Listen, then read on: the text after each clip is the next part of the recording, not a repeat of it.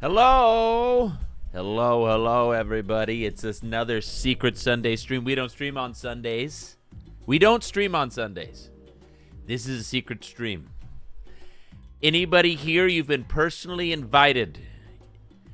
If you got the notification, if it shows us as live, that means you've been whitelisted into an elite part of our community, a subsection of the Hey You video game community. The secret lazy Sunday streams.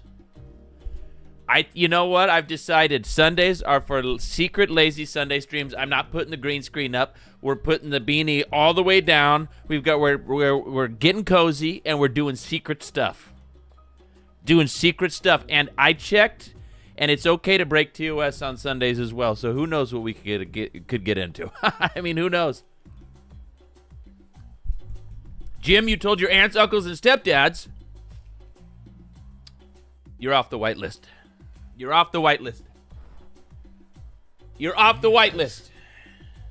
Sikine, appreciate the tier 1. Welcome in, everybody. Dude, I'm digging this jazz list now. You know, I've been listening to that royalty-free cyberwave for so long. Ooh, it's nice to have something just a little. Am I right? How's everybody doing? Listen, why didn't I stream yesterday? Saturday is usually the day I stream. And then on Sundays, we usually don't stream, which, of course, we're also not streaming today. It's a secret stream. Never happened. But I woke up in the morning. I woke up right around noon, bright and early. And I remembered, 24-hour tag. I didn't even know when it started. Just got lucky. I booted Wubby's 24-hour tag. It's Wubby. Will Neff. Wubby runs it. He was actually barely in it. It's Will Neff, Papa Poop, one of the guys from Moist Critical's crew, and William, the science man, Will the science guy, Leo, Sibby-Sep. And I knew I was going to watch it, and I was probably not going to stream yesterday because it was both that and the Streamer Awards, and it's just like, you know what, today I'm not going to try to compete with these giant events. Hold on, let me turn my heater off. I just realized. Hold on. Hold that thought.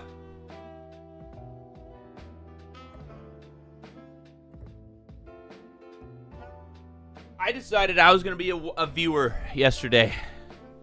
And I thought, I'll watch a couple hours of the 24-hour tag. Maybe watch a little bit of the Streamer Awards. Guys, I didn't turn off 24-hour tag. Willie Mosman, that's right. I didn't turn off 24-hour tag until they all went to sleep. I watched for 13 hours straight. President Deadly, how you doing? I did not expect it. Even like a couple hours in, I was like, this is pretty, like, there's a lot of downtime. It's pretty slow, so I don't know, maybe I'll pop it off and do something else. I haven't painted minis in months. So I was like, I think I'll just paint some minis, put like the Streamer Awards on, maybe a movie, pop into 24-hour tag here and there. Didn't happen. I had it on all day. I don't know. I don't even know why. There's some psychological thing, but I couldn't look away, even though there was a lot of, it wasn't like action-packed the whole time. So I stayed in bed watching it for 4 hours. At about 4 o'clock, I finally was like, I need to get out of bed. My posture, I'm going to die. I'm going to be a hunchback. I'm already probably going to be a hunchback when I'm old, how bad my posture is. Let's not make it worse. So I got out. I cleaned. You know, I got the wet palette hadn't been used. It was all moldy. We cleaned it out. Got a brand new nice piece of, nice new piece there. Well, it was new yesterday. Got it all set up. Got 24-hour tag on my little Amazon Echo over here. It was a great day. Painted a couple little guys. Nothing major, you know, just a couple little, his pants are all, isn't showing up fantastic, but you know, it was a great day. And when they, eventually I went back in and I was like, I'll watch a movie. And I was right back there until like 1:30 a.m. where they truly were asleep. I was like, all right, now we can turn it off. But I kept waiting for something to happen. But I finally turned it off when they were all truly asleep. And I watched the last half of the new Jurassic Park movie, which was fine. It was a fine distraction. A completely unnecessary movie, but it wasn't like, it was a fine little distraction. How's it hanging, Jolly? Anyway, if you guys, hold on, let's pull this up. If you guys missed it, the VOD is up. I'm sure there's gonna be a nice summary video here. A nice summary video, but they were putting out shorts. They were putting out shorts all day. I didn't realize it because I was obviously watching it live. But they were pumping out shorts. Hold on, there's one there. I'm sure here we got it. Hold on. Like we gotta watch this one. Shouldn't be smelling what I'm smelling. I think it's fine. All day, William was trying to create a science experiment on how to boil water based on they kept stealing props from when they would do stuff, and he would steal he stole this giant clothespin from a baby diaper from one of the punishments, and he all these things and chopsticks, and he was trying to be able to boil water by plugging in this thing into a socket. There was too much energy. It started sparking, so he used a hot dog as an insulator. This is hours of payoff. That was what he was doing at the beginning here. And it's because they're there all day, and they're absolutely losing their minds. They were losing their minds 3 hours in. And so he's about ready to burn down the school here.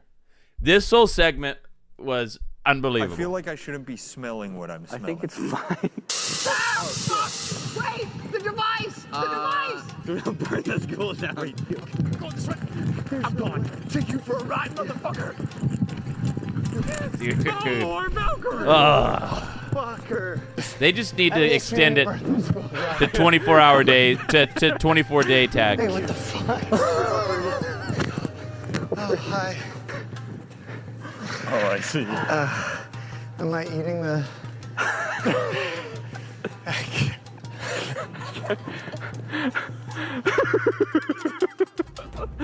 He just... Oh, thank God. I know. Yeah. My girl. He's going. I would have back. He's hungry. Did you? I think he won. It's like a Tarantino film. Did you win the game? I don't. And then everybody paused it right here. This is definitely going to be a meme. This is definitely going to be a meme. That smile. Oh, Jay, how you doing? Dude, this was... I love this event. It was fantastic. I didn't hardly watch the Streamer Awards at all. I'm going to be honest. Hardly even watched the Streamer Awards at all. I was glued to my screen. I was glued to the 24-hour tag. I think they need to make it 24 days and just kidnap these four and do it against their will. What the MC was even saying, oh yeah, they had a Japanese game show host who was just literally just speaking in Japanese. Oh, the whole thing was incredible. I literally, like I said, 2 hours in, I was like, this is moving pretty slow. I don't know how much this is going to hold my attention. And for whatever reason, it had the right ingredients. Even in the slow moments, watching them slowly lose their minds, that was good content. That was some good content. Oh, you're talking about the Streamer Awards. Oh, yeah. I don't know. I know Burnt Peanut won Best VTuber and Best FPS Streamer. And honestly, I can't say I care. It's not that I'm being crass. I hardly even know any of the other people who were nominated on all the other categories. All I know is Burnt Peanut won 2 out of 3 of his awards, which is great. Deserved. L Beta with the 10 consecutive. The VTubers are all angry about that one. Why? I remember watching Poob and Will talking about Wubby's crew like they were actual villains. Oh yeah. They're gonna have to. Wubby and the 4 people involved in the 24-hour tag. They're probably not gonna talk for a month. they'll get over it eventually, but they might have to go radio silence for a month. How's it going, Pro? Poob was great. Love Poob. Hung out with Poob a few times at TwitchCon. He's awesome. He's great. I'm glad they got him in. It was the right group. It was the right group of guys. All four of them are in their own way. They it was just a perfect combination. I still haven't seen the last 6 hours. So I need to I'm going to catch up eventually. Burnt Peanuts' rise in the numbers have been incredible. The win feels reasonable. Yeah. I mean, obviously anybody who gets big, even if you're not big, there's always just haters for no reason, right? And I'm not saying that everybody needs to love all the streamers. There's streamers I don't like, but I don't feel the need to post about the streamers I don't like on the internet and make it a big deal. It's actually living rent free in my head where I have to rage about it on. There's plenty of streamers that I'm not into. But I'm not I just don't watch them. And I understand that they have their own audience that does like them, which is great. Doesn't offend me, doesn't affect my life. It doesn't do anything. I don't know why he gets so much hate, because honestly, I watch Peanut and there's two things, As a streamer myself, there's two things that I maybe have a little insight in. Not insight, but you'll know where I'm going with this. The first thing about Peanut that I don't know if people properly understand is how hard it is to keep up that amount of energy for as long as he does and consistently as he does. He doesn't crash. He doesn't even me. I'm goofy all the way through, pretty much. But my energy level is definitely rises and falls. Lazy Sunday secret streams are a perfect example. Sometimes I just need to chill, right? Because sometimes if you're up here all the time, it's just sometimes you just need a break. I don't think people understand how impressive it is that he can maintain the level of energy and goofiness and entertainment for hours and hours and hours, practically 7 days a week. So I don't know if anybody says he doesn't deserve the award. I don't know. So you're just not a fan of him, right? Why are the VTubers saying? Are they saying he's not a VTuber because he's not anime? That's a self-report. That's a self-report.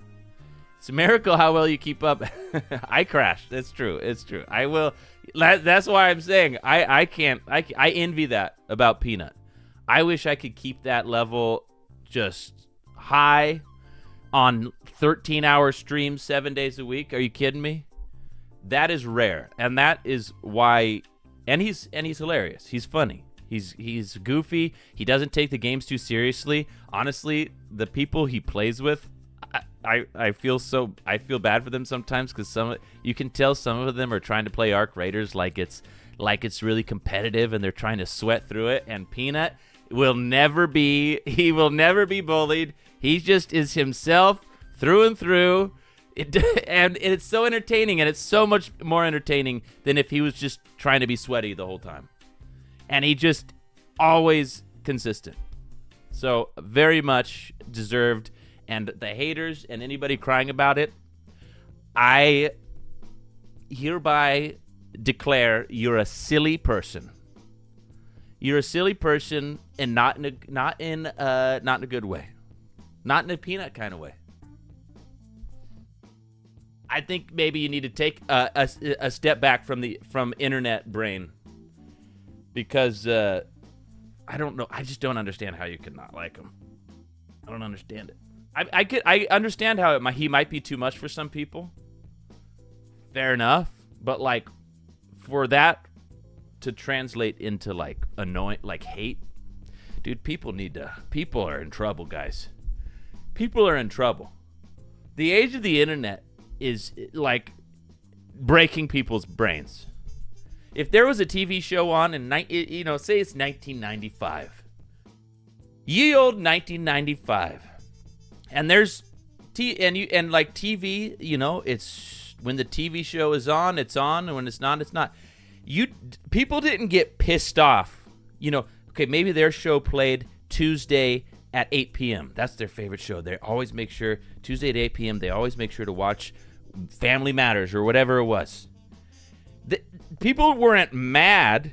People weren't mad that on another channel at 8 p.m., on a totally different channel, another show was playing.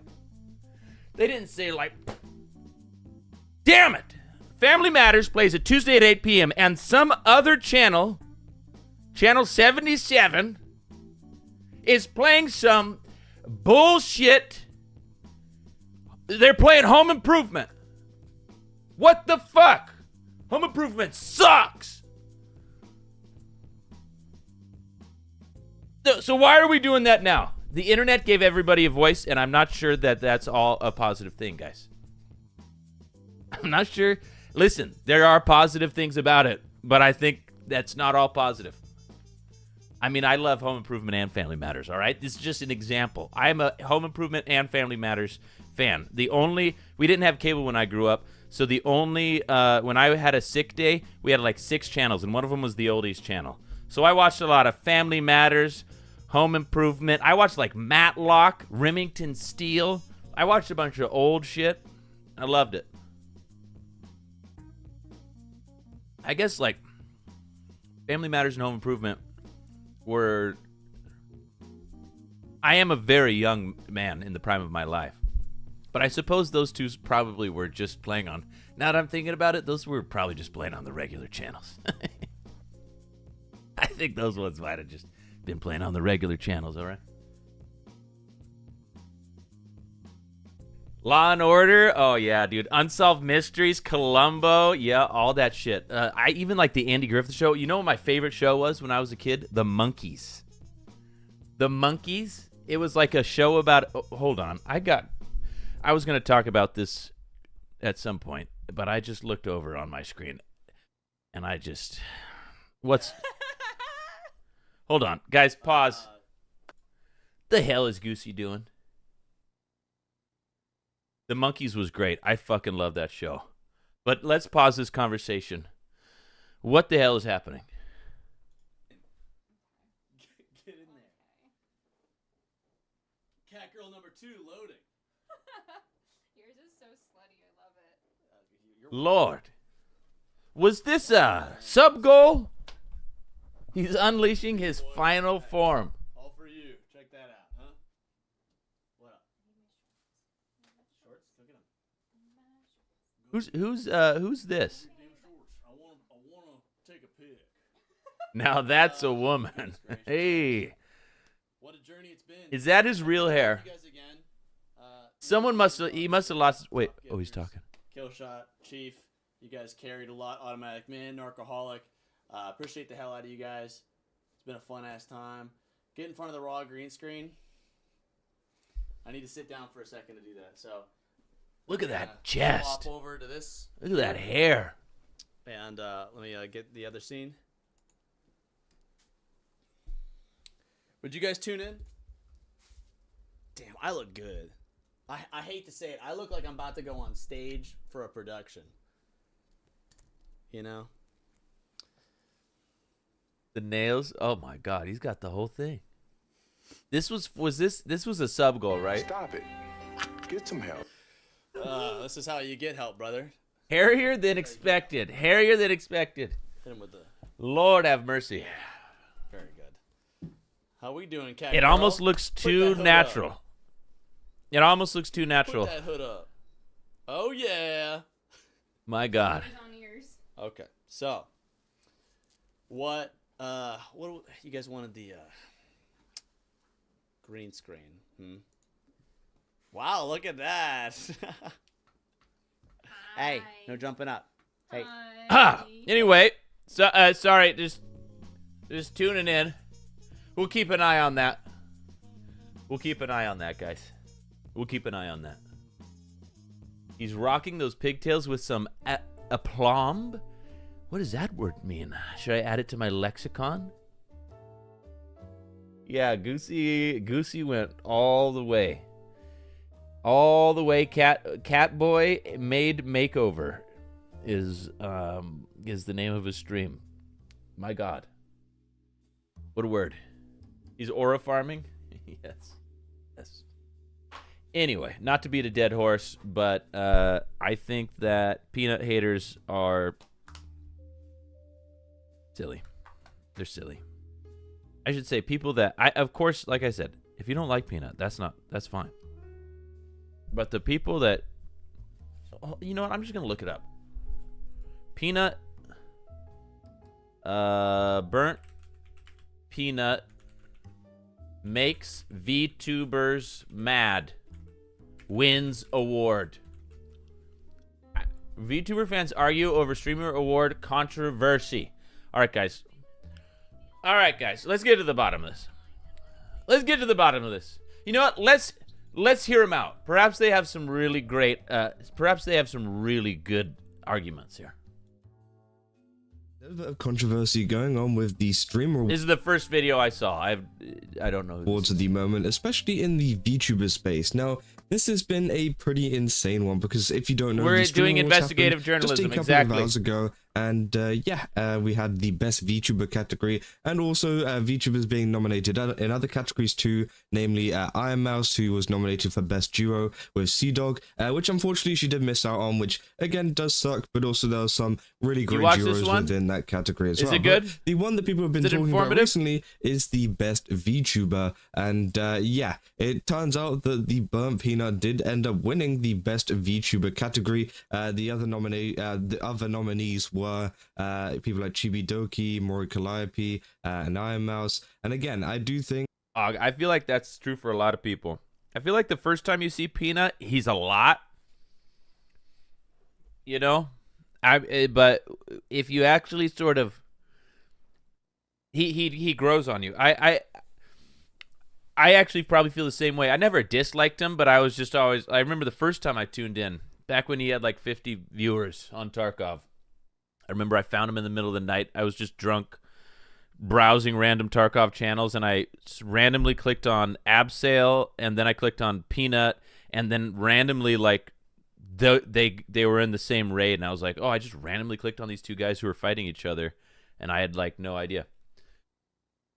And I was like, oh, this guy's funny, but I thought, like, I probably couldn't watch him for a long time, because he's just a lot.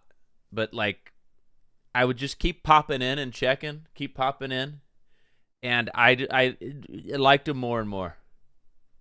I liked him more and more as you realize that he's genuinely hilarious. But let's keep going. that, you know, a lot of people have been kind of, fighting over whether the Burnt Peanut should be classed as a VTuber. Howdy, and should Taggart. be winning best VTuber, because, again, obviously, after everything that goes on within the kind of VTuber category, I just realized this guy, perfect video. He's got a great shirt. I already trust him. I already trust him completely. in the VTuber community, you know, the Burnt Peanut isn't very involved within it, but then also some people See how on the other ridiculous- side what's argue the Ludwig fact been that up to? Technically, he is a VTuber due to the fact that he's using a virtual model to kind of, you know, go around and do his content. But yeah, people like Kitsunero here, which had a tweet which did 2.4 million views, which is pretty insane, saying non-VTuber won the best. This is dumb, and I know, dude. This is a self-report. I'm guessing that they think VTubers have to be anime style, which is obviously the question that comes up is, who said that? Why is that? They're just outing themselves that they think the whole VTube community should all be just a big fetish. And I don't listen. Shout out to people. I'm friends with VTubers with sexy anime models, and they're all into that fetish shit. And hey, more power to you. All right, whatever makes you happy. Great people. But to act like that is the wholly encompassed. That is what VTubing is it's only that? That's a self-report, guys. Like, Peanuts is obviously a VTuber. That's why his whole joke that he's a P-tuber is so funny. Because he's obviously a VTuber, but he's very much not the same as other VTubers. That's why the joke is funny. Because he's obviously a VTuber. He's got a virtual character. He does have real eyes and mouth. Maybe that's why they say he's not a VTuber. Because some of his real... we'll see. Let's see.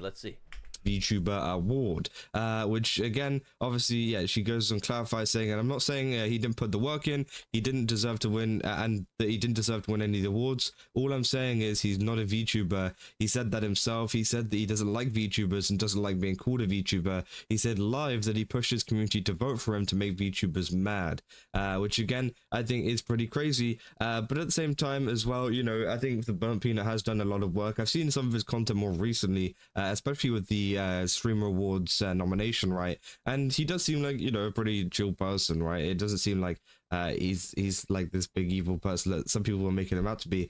But again, there's this one clip, for example, that she mentions about the Burnt Peanut talking about hating being a VTuber, right? Play with that guy. First thing he says, he goes, "Make sure you guys go vote Peanut for VTuber of the year." Yeah. And then I riff him up with something. I don't know what I say, but everybody knows I don't like being called a VTuber just because it's not the same thing. It's not the same thing. Doesn't it just mean virtual tuber? No, I don't think so. See, that it's funny because he's obviously wrong, right? And I think he knows that deep down. That's why it's funny. He is different from 95% of the VTube audience. That's true. But the reality is he's still a VTuber. He's still a VTuber. That's why this whole joke, the P-tuber joke, is funny. Because everybody knows he's wrong, and I think he even knows, but it's funny that he leans into it. So yeah, obviously that's what he says. He said it's not the same thing, right? And again, I don't know if the Burnt Peanut is joking. I don't know if he's serious about the fact that he actually, I know this. Okay, to be fair, some people don't realize he is actually not a real. He's not a real peanut. He's actually not a real human-like, hyper-intelligent streaming peanut. It's actually all a ruse. I'm sorry, guys. I know. Sorry, I should have started with that. So am I, Cryptic. That's what we're talking about. We're not watching this because we're piling on. We're watching this because it's so silly that people are mad that he won. He is not a real peanut. He is actually a virtual peanut. The peanut. Tuber, in reference to YouTube, he does stream on YouTube too. So he is a V virtual tuber YouTube, although Twitch, obviously, tube is a all-encompassing term. He's a virtual tuber. I'm sorry to break the news for some of you. I should have maybe done a, what is it called? Trigger warning? I should have done a trigger warning. Some of you may be upset, and I apologize. Let's keep going. Let's see what other brilliant analysis that the VTuber community is going to put forward in their court case. And I should say, because there are a lot of great VTubers who we're friends with and I love and that are normal or even actually very weird, but in the best kind of way. And I doubt that all VTubers aren't mad. This is just a lot of them. he doesn't even class himself as a VTuber, but I don't really blame him for doing it. You know, I don't think anyone blames him for winning it because, again, he has had an amazing year and has had a lot of people watching him and everything like that. It's expected that he was, you know, a very, very likely person to win this category as a whole. But again, I do think it's more so on the Streamer Awards for labeling him as a VTuber. If he honestly, I know I'm pausing it a lot, but also I'm pretty sure I have to do that. Otherwise, the YouTube stream is going to get shut down. Whoops. If anything, it's more confusing that he got nominated for Variety Streamer of the Year. Now, he didn't win, and honestly, in that one, I don't think he should have. Queso is the Variety King. Queso's the Variety King. That's more of a weird one to me, because he was pretty much a Tarkov streamer who played Apex once in a blue moon and now plays Ark Raiders. Is that variety? I mean, technically, which is, I guess, technically why, like, technically, But that one I can see like the spirit of a variety streamer. Burnt Peanut's not really a variety streamer, right? But he didn't win, he didn't get nominated, no controversy. The white guy. The white, he is white and he is the right guy and he is the white guy. Queso won, and I don't think that's controversial. I think everybody agrees he is the variety, the king of variety. He was 100% serious about not being a VTuber, right? Because again, he's played a lot of stuff. You guys have like RV. Yeah. I just think that like Queso plays like a different game like almost every stream, right? I get he is technically, and I'm sure that he's played a lot of games. I didn't realize he played RV there yet. I'm sure he's played a lot of games like that. But I'm not mad that he got nominated for that. I'm just saying that would make more sense for people to get a little twisted about than this. That would at least, there's like some, like, okay, I can kind of see why people would be maybe upset he got nominated for that. I don't know. This one is beyond me. If you say you're not, then you probably shouldn't be in the category where it says you are, right? But again, I don't know. Maybe he's completely joking, and that's a point that people bring up quite a bit, that he's joking about it, and it's been a running joke on his channel that he's not a VTuber and that he's a PTuber instead, right? Yes. But again, you know, there's also more clips as well. This is the same thing. A lot of people, I'm actually surprised by this. I think our community, now don't tell anybody I told you guys this, but I think you guys are sort of how do I say this, above the curve in intelligence. You know, hey, don't get a big head about it, all right? But I think our community is a little more, but even in our community, every once in a while a new person will come in.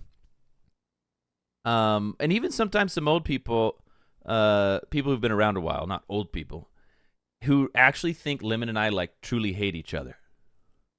Now, for the record, I do hate Lemon, and he hates me. We hate each other vociferously. But some people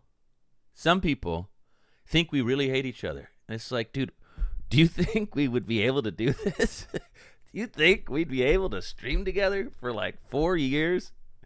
He's been my friend for like 20 years. Do you really think that when we end the stream, we're like, we're still going on? I can't believe you did that play. He got me killed. Oh my God, you mess around too much.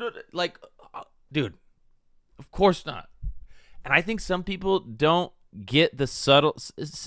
Most people do, and some people it's innocent, and some people, I think, just don't want to understand. Obviously, like the subtle, like Peanut insisting he's not a VTuber. That's one of those things that to me is obvious, and I feel like to most of us is obvious, but like it's a bit. It's a bit. It's all a bit. Secret stream, Corsa. You better not tell anybody. You better not tell anybody. Apparently one of him saying that he wanted to annoy other VTubers by winning the award. You deserve it. This is with Shroud, by the way. All right. Okay. All right. Tell you what, you deserve, buddy. Let's run back a 6v6. Actually, genuine question though. Do you think if you won, this question for everybody, do you think if you were to win an achievement like that, that VTubers would be pissed? Wait a second. VTubers Hold up. would be Wait a pissed. minute. Shroud could be onto something. Scammers demand payment with gift cards. Don't share codes or personal details. The hell, I have YouTube Premium. Gifts for the outdoors. What the hell is this? Outdoorsy Eddie Bauer. The hell? This could actually be a good thing. If you win, you could, you know, you don't like VTubers, you know, hold on. Guys, my debit card did just expire last month. I wonder, hold on, let me make sure I'm logged. Oh, I'm not logged in because I'm playing it from I'm playing it from Google. Whatever. We finish. You know, a PTuber and all. The master so if you plan. win the VTuber award, Big rage bait. yeah, think about that. Think about the damage you could do to the VTuber community if you won as a PTuber. That is an excellent point, Shroud. Excellent point. Wow. I never thought about So yeah, obviously that's the clip there. You know, it's Shroud. Okay, so people, I mean, come on, guys. People need to lighten up. And if you didn't know, if this year wasn't obvious, the Streamer Awards God bless them. You know, Twitch doesn't do it anymore. Cutie seems to be doing a better job than Twitch did. The streamer awards are popularity awards. It's like 85% or 80% all fan voted, right? So it's just who's got the bigger community wins. Kaisenat won like 3 awards. Duh. Mafiathon 3 was not the best event of the year, but there was no chance anybody else was going to win. This is how it works. Guys, obviously, lighten up. Lighten up. Like, Peanut is a bigger streamer than all the other nominees combined. Like, this was obviously going, like, one direction. One direction. The only person that beat him was Queso, who is possibly one of the only streamers in the world maybe bigger than Peanut. Maybe. It should be an honored, exactly, Spectre. Exactly. It should be, and I'm assuming that the actual other nominees aren't whining and pissing about this, right? This is probably just random people on Twitter. I don't know who Kitsu is. Maybe she's great, but she's off on this one. All right. I don't know if she got nominated or what the deal is, but I'm guessing that the other VTubers probably are just honored to be included, get exposure, and they're not shitting and pissing about somebody with 20 times the size of their community getting outvoted. Essentially saying, hey, you know, you could destroy the VTuber community he does. if you do this. He right? does, Ginger. And I do think, at the end of the day, that is a joke, right? I don't think, you know, the I agree. genuinely has Ginger. any desire to destroy. I honestly think, and this is another thing. Sorry, I keep pausing it. But again, if I don't keep pausing it, the YouTube stream's going to go down. Did you guys hear about the, I guess the Dr. Disrespect fans are also mad at Peanut because they feel like he's like encroaching on Dr. Disrespect's territory. And to be honest, I do think Peanut is the first streamer since the fall of Dr. Disrespect that fills that hole. Besides us, of course. Besides us. The first successful streamer. The first successful streamer. I like the listen. I know Dr. Disrespect. I'm not arguing for the man and his actions, and mainly I'm just the main reason that Dr. Disrespect I think lost a huge chunk of goodwill is because if he had just owned up to it and admitted to it, sure, there'd be a certain percentage that weren't on board. But if he just like released, if he's telling the truth, then released. I'm not going to get into all that. All right. The main thing is he just like refused to believe he did anything wrong, and that's what really buried him. I don't know why I got off on that tangent. It still breaks my heart. Okay, Dr. Disrespect was Lemon and I's the reason we started streaming, so it cuts deep. All right, it cuts deep. But I genuinely think that Peanut is the first streamer that kind of fills that hole with production value, the goofiness, the character. Like that's the whole reason we started streaming, dude. It was right when he first got banned from Twitch before all it came out, when like nobody knew why. That's when we started streaming during that like 2 month or whatever, however long it was. We started streaming during that time because we were like, Dr. Disrespect's gone. Let's start streaming. Let's just try to fill the hole by doing it ourselves, I guess. I don't know. Anyway, that was a whole separate controversy that I don't know if that actually went anywhere, but wild. Squeaks won Speedrunner of the Year over Green Swiggy, who broke many world records. Popularity is all that matters. Yes, exactly. 100%. I mean, the fact that like even like RP Streamer of the Year was Phantom, I guess. And I haven't seen a lot of them, so maybe I'm totally off on this. But from what I've seen of Phantom, he seems to be a great streamer and no hate whatsoever. But best RP streamer in the world, 2025, I don't know about that.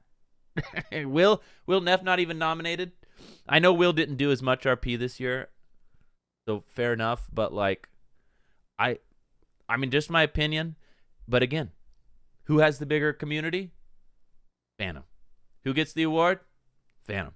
The VTuber community or anything. by being nominated, right? It does, And I'm not obviously bitching doesn't about look that. great, That's just the way it especially for is. someone that's That's what been this award nominated as the ceremony category, is. VTuber. That's what this but is. At the same time, I do think it is all jokes at the end of the day. It's not like, they genuinely hate VTubers or whatever. But again, obviously they continue on saying, by the way, for those who tried to have a gotcha by saying Mousy voted for Peanut, she did not. She voted for Mori Calliope. Oh, also Kenji was in there, sorry. Kenji was also nominated. Sorry, I missed him out at the start. Said him even being nominated basically shows how much this award was a joke. Said, isn't he technically a VTuber? Says, nope. Yes, the awards are a joke. But it's fun. It's just a fun, non-serious popularity contest. That's why we're doing the Trashman Awards on December 11th. And tonight is your final night to not vote for your nominees! Exclamation Trashman. That's why we're doing the only non-rigged award show of the year. But we're not mad at the Streamer Awards. We're just going to do the real awards, all based around only us in our community. The real Streamer Awards, solely based around our own channel and our own community. As it should be, as the Lord intended. We got over 50 forms submitted for, we got a lot of votes in. It's going to be there, and there's a couple, even as of today, that we're still tied. So, I think there's two, and I'm not going to say which ones, there's two that are neck and neck with over, it's like 56 votes in right now. Voting closes in 4 hours and 45 minutes, I think. It's at midnight Pacific, so you still have time. You still have time. They're mad that they spent a lot on their avatars. I've heard how much those things cost, and yeah, I think maybe. And Peanut did not spend a lot on his avatar. I know he's just using, I don't know if he still is, but I know for a fact he's just using Snap Camera. He's just using Snapcam. So, I mean, I've even got Snapcam up right now. I've even got Snapcam up. Does it still work? Oh, it doesn't. Oh, it doesn't work because we switched stream PCs. Do it manually. I mean, I've even got Snapcam up. It's not hard. It's not hard. Okay? I spent $0 to look this good. $0. Please leave this on. Guys, should I become a VTuber? Should I become a VTuber? Whoa. Ooh, can't use this. Wow. Oh, the green screen doesn't really work for a green orc. The green screen really doesn't work. I kind of look ghoulish. I look like a fox. My God. Well, we'll have to workshop it. We'll have to workshop that. Bigger boobies. Yeah, I'll get on it. I'll find whoever made that and ask him to do it to me for free. When you solo, you should VTube and just never mention it to Lemon. I actually, when I first got into Snap Camera, I was like, dude, for people who've been around a while, I have done at least 2 VTube streams with, what was his name? What is my VTuber avatar? He's like a bald child with like, this is going to sound really bad. He's like a bald child with black eyes. Like he's got 2 black eyes, really wide, paranoid eyes, and he's just a hairless bald child. I forgot what we called him. I don't even know if I'd be able to remember how to pull him up right now. I'm not going to mess with it because it'll probably destroy the stream. Let's see if I can find a clip. See, take a quick break from the peanut drama. See if I can find a clip of this. Technically, I do have a VTube avatar. Should I? And I'll let you guys decide if I should bring it back. Maybe Lazy Sundays will turn in to VTube Sundays. And then everybody could yell at me that I'm now trying to copy Peanut. And I will say, absolutely. Who wouldn't? Who wouldn't? Let me see here. There's got to be a clip of this. If anybody finds a clip. let me know. I don't even know how I would search for this. I don't even know how to search for this. There's no way. I need that website that Snark posted. I kind of feel like he copied you. I don't think when it comes to copying, like honestly, we know Peanut. He knows us, and he loved the Juiceman back in the day when he was first getting back into streaming. Was our goofs an inspiration? I don't have any idea. I would never claim that, but if it was, that's great. That's flattering. That's wonderful. And dude, Peanut has even subliminally has absolutely influenced me too. I find myself, you know what I find myself doing that Peanut does is one, I avoid saying goop because I just don't want people to yell at me that you copy Peanut. But what I do is when I'm in a tense situation, I go I don't think I did that before before I started watching a lot of Peanut. But it happens. It's unavoidable. It's unavoidable. I think if there's even 0.001% that Hey You Video Game had any influence on Peanut whatsoever, that is a badge of honor for us.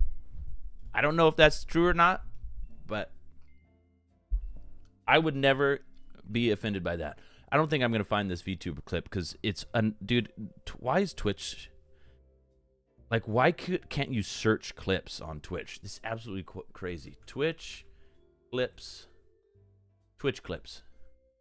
Is it Twitch Tracker where you can find clips? Yeah. Video game. I voted for you in the Trash Man Awards. Oh, Corsa. Beautiful. You love to see it. Clips. Okay, here it is. I don't know if I'm even able to. I can only sort by. This would have been what, 2024? Is there any? This is going to be tough. This is going to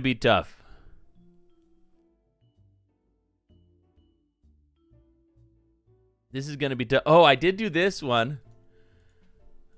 I did do the old man filter on Tarkov back in the day. This one here. I just need your shadow. Oh, for my book. I need it. Jonathan, let me have it. Let me have it, Jonathan. I need it. You've had... That's not who I'm talking about, all right? That's not who I'm talking about. Where was it? Does it exist? I don't even know what year it was. It could have been 2023. This is taking too long. It's taking too long. It's past. The moment is past.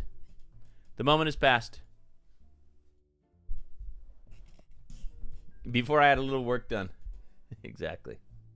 He used a face filter. All right, so while I do congratulate all the winners and those that got nominated, I can't help but speculate foul play, especially when the Marvel Rivals category has nominees that rarely play the games, especially when Doki wasn't nominated for Marvel Rivals, which, yeah, was 100% true. I think the nomination system for the Stream Awards was definitely terrible. Doki Bird not even getting an opportunity and that kind of stuff is, absolutely insane. I thought that she definitely deserved to be... Is it too late to not require an email for the Trashman Awards? Dr. Cyclops is doing this for us, and he did say if people don't want their email shown or something, that there's a way.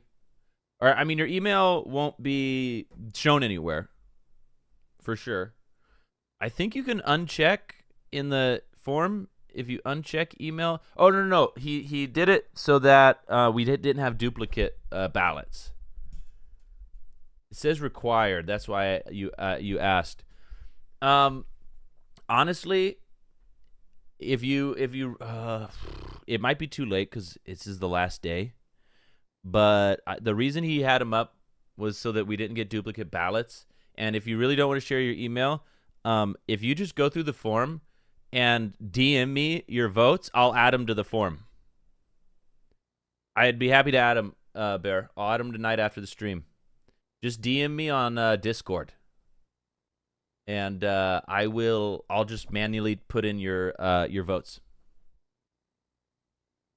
At this point, I think he said there might have been a way, but at this point, there's only like 5.5 hours left until the voting shuts down. So it's probably easier to just DM him to me. You can also make a burner email. True. Either way. One of the best Marvel Rivals streamers nominees, at least. Obviously, I'm not saying, oh, she should have won it. Like, it's up to the fans if she's won it or not. But I think she should have at least had a chance of been nominated, right?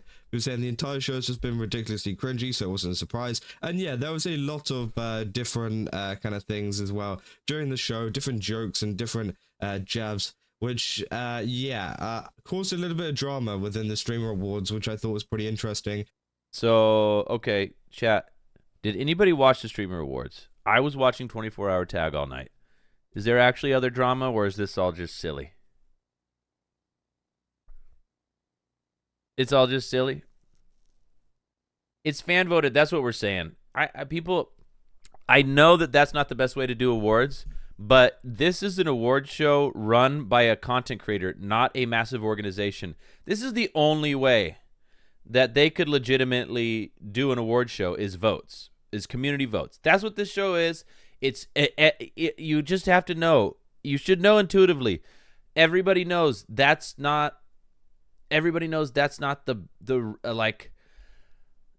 best way to do an award show, but it's what this award show is, and it's the only real way that a person like Cutie Cinderella can run an award show like this. Because otherwise, what's she gonna do? Just get together with her friends and just choose themselves? Then it's gonna be bad in another way. It's not like the Academy Awards. Even the Academy Awards are fucked because you have to like campaign for your film, and you have to like there's like a budget to like campaign for getting your thing nominated. It's all just it is what it is, and it's fine. Just know in the back of your head. Do I think Lemon and I are one of the how many nominations are there? 5. One of the 5 best duo streamers. We're probably one of the 5 only duo streamers. Hell yeah, I think so. Am I offended that we didn't get nominated? No, dude. I even though we were pushing for it for that 1% chance that maybe, because I don't know how but once we realized that the duo streamer was actually just a collab award and it wasn't actually duo streamers, it was just like, okay, then we're not gonna win. We're not gonna win. It's just, again, it's just gonna be whatever streamers are more popular. Am I offended? No, because that's just what it is. That's what this is. You don't like it? Don't watch it. Don't watch it. Don't pay attention to it. Don't rage on X because it's not the way you want it to be. Everybody knows it's a popularity contest, and that's fine. It's the 2025 Streamer Popularity Contest, and some people find that fun, especially if you're a fan of the popular streamers, and that's, I would imagine most people on Twitch are probably all into one of those categories. Especially some people putting down like other members within the group and saying, oh, this person should have won instead of this person, which was just extremely weird. That's like the one thing you don't tell do. Me who to fight, I'll tell you. Right? Say that someone should have won something over thank you, person, hide and seek. like literally at the Stream Awards as another streamer to 2023 the streamers, to their faces, right? I think it's crazy. Sure, if you want to say, hold on, pause. Snark, as always, reliable. Found the clip. Oh, here it is. Here it is. Oh, how do I? Okay, whatever. I'll have to manually mute my. This is me. This is my VTuber. I guess I don't have black eyes. I thought I had black eyes. Keep looking at him. Somebody's got to be looking at him. Are you looking at him? I'm looking at him. Okay, let me go check over here. Stop it! Oh, I think the program crashed in this clip because it's not tracking my face. Is this Mothman? God, dude, my heart. You're gonna give me an actual. That's my little guy. That's my little guy. Usually his eyes are very wide, very paranoid. I'm not sure why in this clip, I guess sometimes the program gets wonky. He's a cute little VTuber. Listen, he looks a lot more paranoid when his eyes are open, all right? He's my little guy. Maybe we'll bring him back one day. All right, before we get back to the peanut drama, quick check on Goosey. Quick check. Hey, guys. I might have made you too low. I'll play you the one neck deep song that I like. Oh, don't get that close. Oh, Icebox by Omarion. Put that on. You should try egging on. Oh, I think I'd be better at it than you were. Yeah, you want to bet? No. What do you guys think? Should Goosey keep this look? Should this be his new look? Should this be his new look? You're going to have to turn it up or something. Guys, I think we got to tell Goosey. Listen, Goosey, you got to keep it. Sorry. Nope.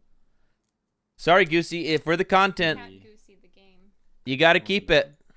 The people love it. The people love it. It's the only one, huh? I liked Part of Me when I was an angsty teenager. Okay. All right. Well, okay. All right. Just doing a quick wellness check on Goosey. Just a quick wellness check on Goosey. Back to the video. I don't think, the bump peanut. I don't. Is there any more? The video's only halfway over. What more could they possibly say? Not even the bun. It doesn't even have to be this category. When am I going to do that? We'll do that when we hit 500,000 followers on Twitch. Listen, you're just going to take a lot. It's going to take a lot to get me in a Catboy outfit. If I'm being honest with you. If there's criteria that says if you have an avatar with the biggest titties, Peanut definitely loses. That's true. Now that's true. I don't think this person should have won, whatever. That's fine. But again, this person went up on stage and literally told them, like, to their faces, like, this person should have won and you should have won, which I thought was pretty insane. So yeah. I did see a clip of that. Somebody Kanye'd a different award. Alternative opinion here saying, here we go again. We do this every year. Whether it's Iron Mouse winning VTuber of the Year again or HoloLive sweeping the VTuber awards again. Everyone is pissed on Twitter. It is on fire. Doesn't matter if it's a Snapchat filter or a PNG model. Peanut is technically a VTuber and the most popular VTuber one. You will forget it in a week if you take the Circle Jerk popularity contest seriously to begin with. You've lost the plot, which 100% is true. I think at the end of the day... Fair enough. I mean, Circle Jerk popularity contest. Again, I'm not, like, that's what it is. That's what it is. Doesn't mean it's, some people like hate the streamer awards and think they suck because of that, but it's just like, well, honestly, like, what else do you want them to do? Just pick their friends without a vote? It's run by a streamer. It's run by Cutie Cinderella. The alternative is like, okay, Cutie and all her friends just pick her friends. Is that better? I don't think so. It's the popularity awards. That's what it is. Who cares? The Stream Awards shouldn't be taken as seriously as some people do take it. I think it has proven to be a pretty unreliable. Exactly. And, not everything has to be so serious. Maybe a little bit of I don't get it either, Uno. Place in terms of nominations and picks and stuff. So again, I think the internet's I think we're just brain broken. To heart, right? This isn't the be all and end all of VTubing as it is, right? But I do think, obviously, it's something to consider, especially, again, it would be nice if the Burnt Peanut could clarify if they were joking about not wanting to be a VTuber or be called a VTuber, because, again, if they were 100% serious, that's on the Streamer Awards for including him in the category when he literally said internet theory bar for is bar that expanding. he is not a VTuber, right? Which, again, I think is pretty crazy. I think one thing that can be said, though, is the fact that, obviously, Kitsunero says non-VTuber. Obviously, people have been arguing the fact over what is a VTuber and what isn't. I do think you could say that he is a non-VTuber community member, has won the VTuber award, because, again, he is a VTuber. It doesn't matter. The whole thing that he's not a VTuber, one, it's a bit. Two, even if it wasn't, it's not like, to be fair, it's not even up to Peanut whether he's a VTuber or not. It's just a fact. What are we talking about? Is not involved with the HoloLives, with the Niji-Sanjis, or knows anything about that kind of stuff, right? Or kind of interacts with indie VTubers or whatever, anything like that. Again, I do think he is outside of the VTuber community, but obviously it's up for debate whether you think he's a VTuber. I think they need more. I think the VTuber community would be even better. And people disagree with me on this because, again, some people are very protective of their community. But the reality is, wouldn't it be nice if the VTuber community had other non-fetish anime characters? Like, again, I'm not hating on people who enjoy that. I have friends who lean way into that. and that's fine. But it's even though they kind of make up the massive majority of the VTuber community right now, they're technically just a subset of it. Wouldn't it be cool if there was other goofy ass VTubers like Peanut? It's fun. Even what's her name? Fusely does the potato, and it's fun. It's goofy. I like it. Let's expand it, and then it's not gonna hurt. It's not gonna hurt the sexy anime community. It's just going to add more layers to the label as a whole. Right? And like itself on why do people mad? I don't know if this is related. I feel like it is related, right? But again, she says, hey VTubers, don't be disheartened, okay? We're freaking amazing and get to work in such a creative field, doing stuff across the board, performing, singing, dancing, music, being puppeteers, lore, V-cards, gaming, marathons, meet and greets, and so. You know what this is? It's like getting mad that the football team started a D&D group. It's like getting mad, like you got your D&D group, and you're all nerds. And, you know, I'm a nerd. I love D&D, and you're all nerds, and you got your D&D, and then you find out that not even it has nothing to do with you. They're not interfering with you. They're not making fun of you. Well, maybe they're making fun of you a little bit if the analogy is going to be fair. Okay, Peanut does make fun of VTubers, but. It's like finding out the football team had made their own D&D group and being really mad because that's not who we are. Who cares? Isn't it great that it's being broadening? It's broadening. There's a lot of people that make fun of VTubers. Wouldn't it be less likely in the end that VTubers would get made fun of so much or whatever? I mean, they don't care. They got most VTubers who get made fun of, it's not in like, I've never really heard it in a genuinely cruel way. It's more just like shooting the shit, whatever. But wouldn't it actually, even that, probably not happen as much if VTubers were a broader audience? And then Peanut fans realize, like, my favorite streamer is a VTuber. Wouldn't that mean that they're going to judge other VTubers maybe a little less? If they were like VTubers are cringe, I don't like them, but now their favorite streamer is technically a VTuber, wouldn't that maybe in their head be like, oh, I guess I know it's different, but I guess I kind of get it now? Right? Am I being crazy? Peanut might not like VTubers, but he would protect Iron Mouse in real life because Peanut's a real good dude. Peanut goofs around, and he jokes around a ton about everybody, even his own teammates. He's the first time he meets Ninja, he brings up the New York. It's just who he is. All evidence points to Peanut being a good dude who just likes to shoot the shit because he's a streamer and it's entertaining. I've never heard him be cruel.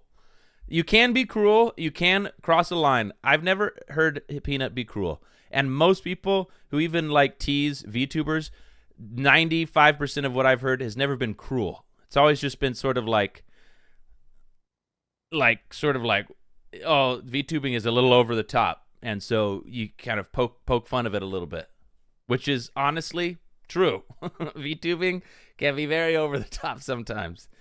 Lord have mercy. Can it? Much more amazing. Just give the world a little more time. As long as you're not cruel. Just keep being kind and keep being. Don't say, oh, Gimmick said making fun of people is okay. No. There's a difference between poking a little bit of fun and being cruel. And you shouldn't be cruel. All right?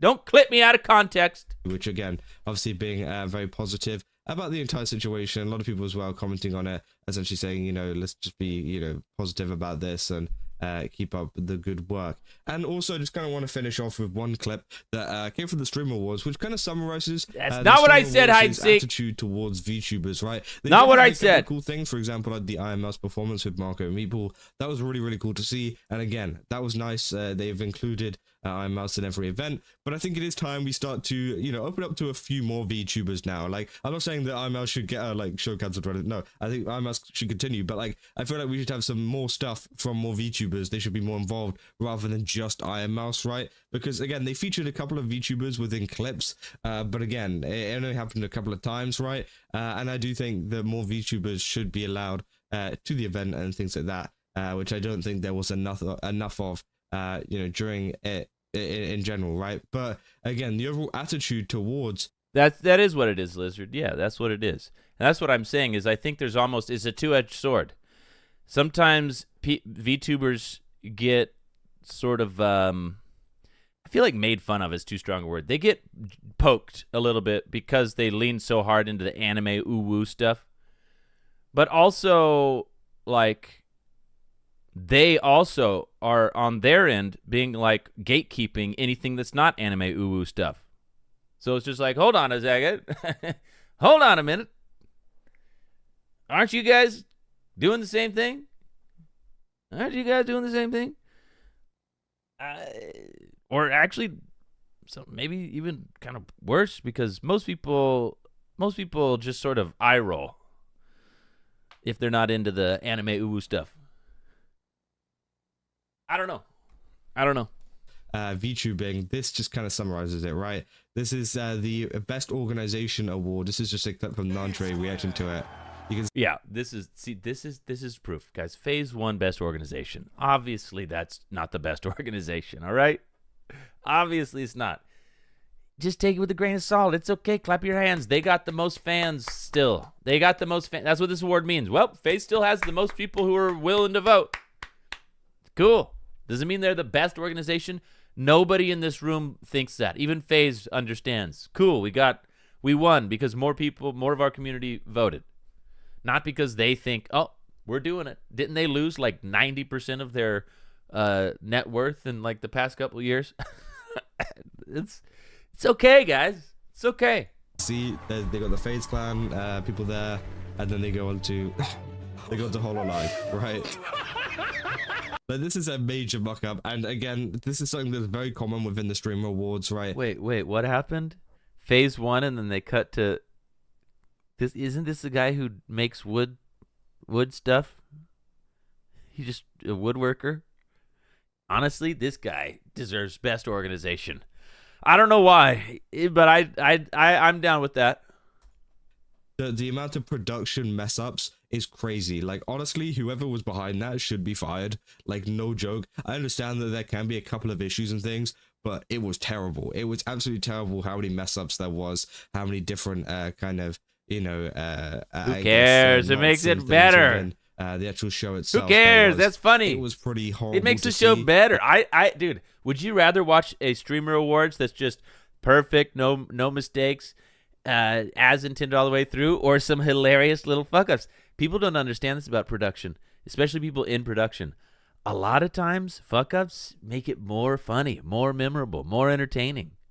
Obviously, like if it's like the stream cuts out, that's not good. And honestly, you should strive to not do mistakes.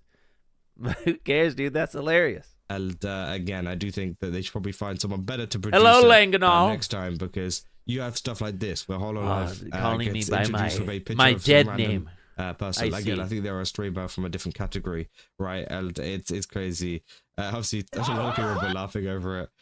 But again, I do think it is pretty insane. And yeah, it just kind of shows you the attitude towards VTubers and how much they actually... All right. We get it. People just gotta lighten up on the internet. I was doing more like just chatting stuff a little while ago, and I'd go on LSF to find stuff to talk about. You know, after Rust Kingdom, I was like, I kind of want to do a little more just chatting, like we're doing tonight. But I stopped doing it. I stopped going to LSF. I just realized, dude, so many people are so mad about such bullshit. Oh my god, dude, it's soul killing. It's soul killing to watch some of these people just constant. It's just like, how do you live in that world? How is the Streamer Awards going to make you mad? How is Peanut winning Best VTuber going to make you mad? Come on, guys. Lighten up. If you're gonna be upset, at least choose something meaningful instead of the streamer awards, literally put on by one person. Cutie Cinderella slaving away, and yeah, who cares? Who cares?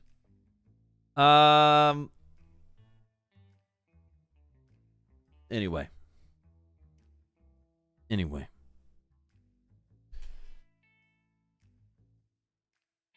LSF died in 2018. Reddit died in 2020. Honestly, true. Like LSF isn't even lines. Like they should just rename it. Rage bait. r/rage bait. It's not even live stream fails anymore. It's just the same 5. It's Asmongold fans posting shit about Hassan. That's 65% of LSF. And like it's essentially like XQC, Asmongold, Destiny, whatever, like people in that category just posting shit about people they don't like. That makes up 95% of LSF. I mean, even if you're in those communities, is that like do it in your Discord or something? Why did LSF have to become like 3 communities dump like diarrhea grounds? It's just like 3 giant communities all banded together to create diarrhea. And that's what LSF is now. Sippy Sip Corsa. I don't have a Sippy Sip, so I'm going to go get one. My God. Just realized. Your message failed to send. What's that mean? Of a certain national election last year. Yeah. Oh, in chat? Thought you guys got quiet for a little bit. I thought you guys got a little quiet. I was worried. Did chat go? The stream didn't go down, right? I thought you guys just got a little quiet. What's up, Par? How you doing? Welcome back, everybody. Welcome back.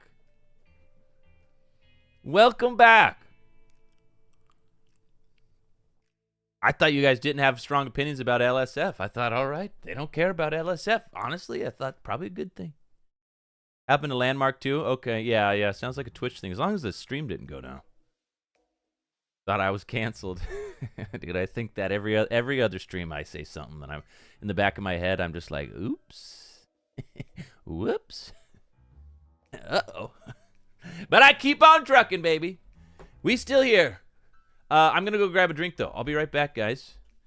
I should have done this while you couldn't say anything. But I'm going to do it now. Because we got a Sippy Sip that I need to redeem. And it seems like the Sippy Sip may have fixed all of Twitch. So, what was that, Corsa who did the Sippy Sip? Thank Corsa. Fixed the entire Twitch website. All right, be right back, guys. Be right back. We're just going to be chilling tonight. We might play a little Arc Raiders later. And in fact, I kind of want to talk about the Arc Raiders expedition. Now that we've heard the whole details, I'm debating whether I'm actually going to do it or not. We'll see. Nobody say anything while he's gone. Oh, shit.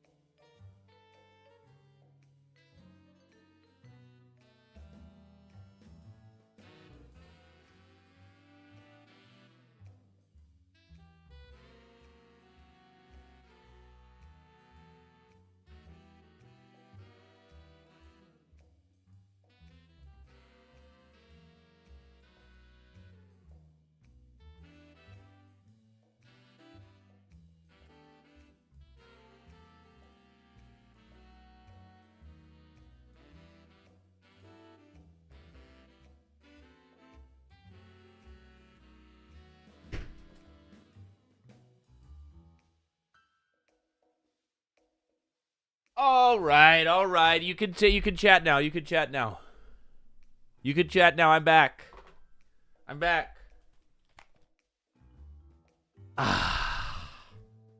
A little tangerine hydration formula.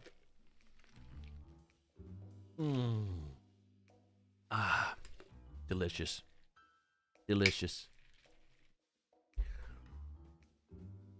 All right. Oh, what we were talking about Arc Raiders. Okay, for the people who care about Arc Raiders, I know a lot of people don't, but for the people who do, this won't take long. After hearing about the what you get for resetting your character, has anybody changed their mind about resetting? Who's reset? Who's gonna prestige? Did you break it again, Ginger? Everybody's gone now. Sippy sip. That skill point thing is a grind. Sick, kind appreciate you. Ginger has broken chat again.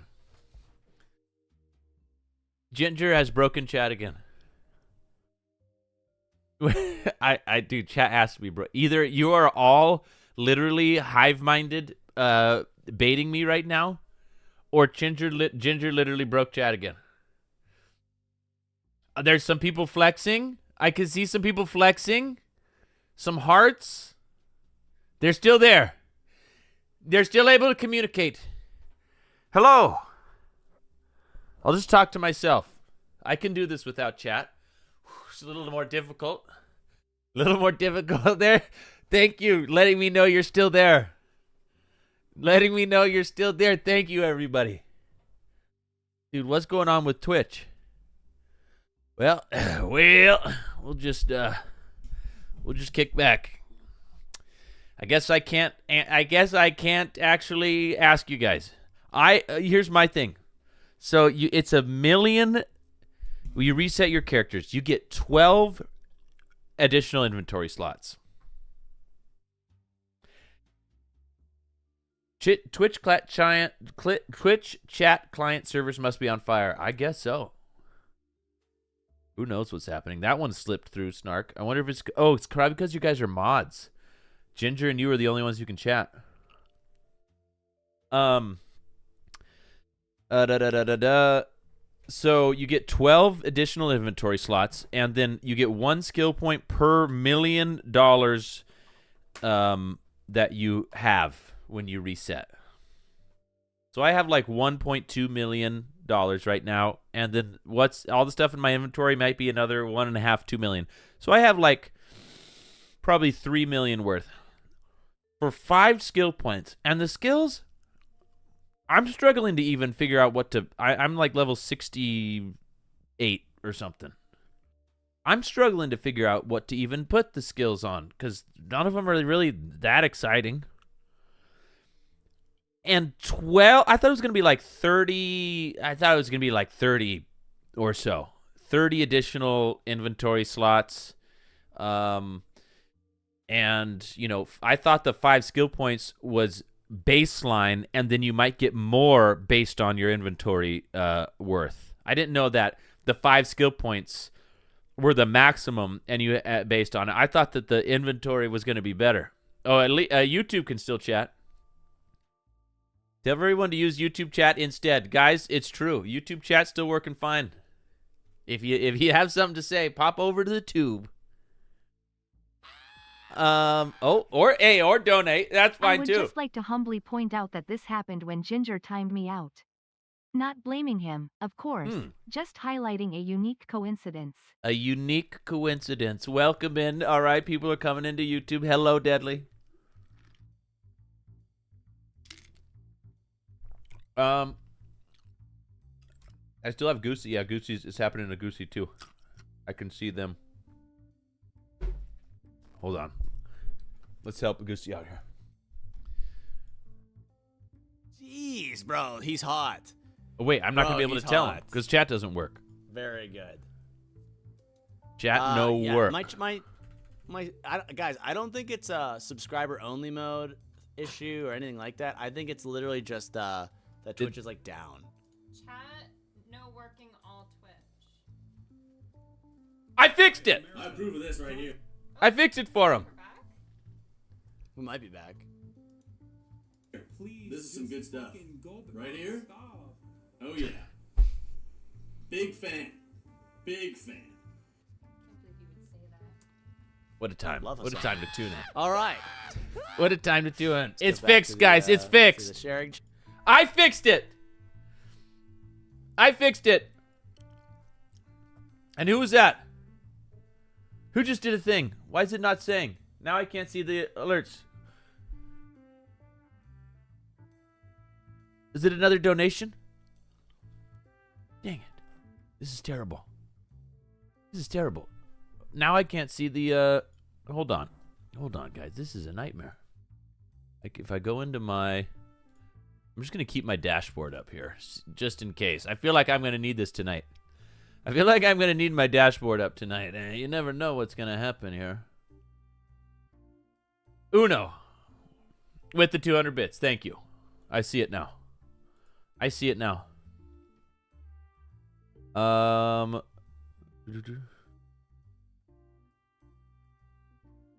Oh, sorry. I just got Cyclops' messages. Guys,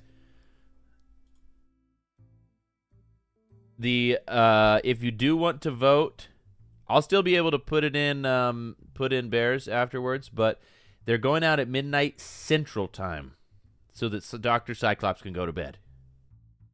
So that he can go to bed. So I think that means 11 o'clock PST, right? I think that's 11 o'clock.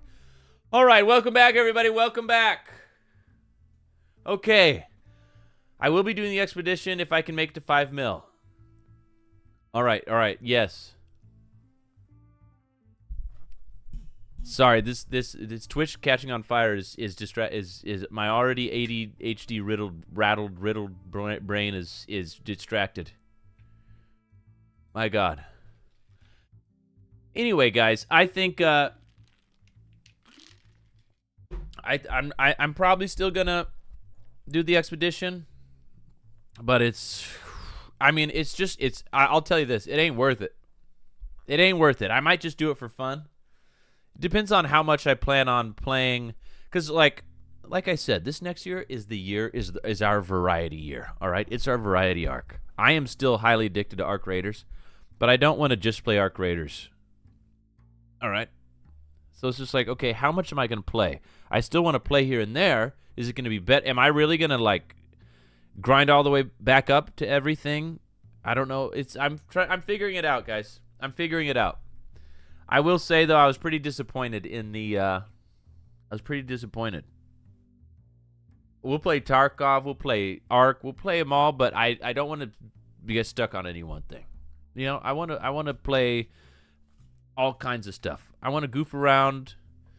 I don't know. And there's a chance. We've never done a subathon before. I've been fiddling with the idea. I don't know how we would do it, especially with I know Lemon's schedule is pretty rigid, so he can't. But and it's not even for the. It's not even that we need the subs. Although obviously, it'd be great, but. Or just doing some maybe not even a subathon, just doing some big event, multi-day, multi-week, some kind of thing next year. I'm just fiddling with the idea. It works now, Deadly. It works. Hobby horse stream. Should we do a 24-hour hobby horse stream? Should we do a 24-hour hobby horse stream? Okay.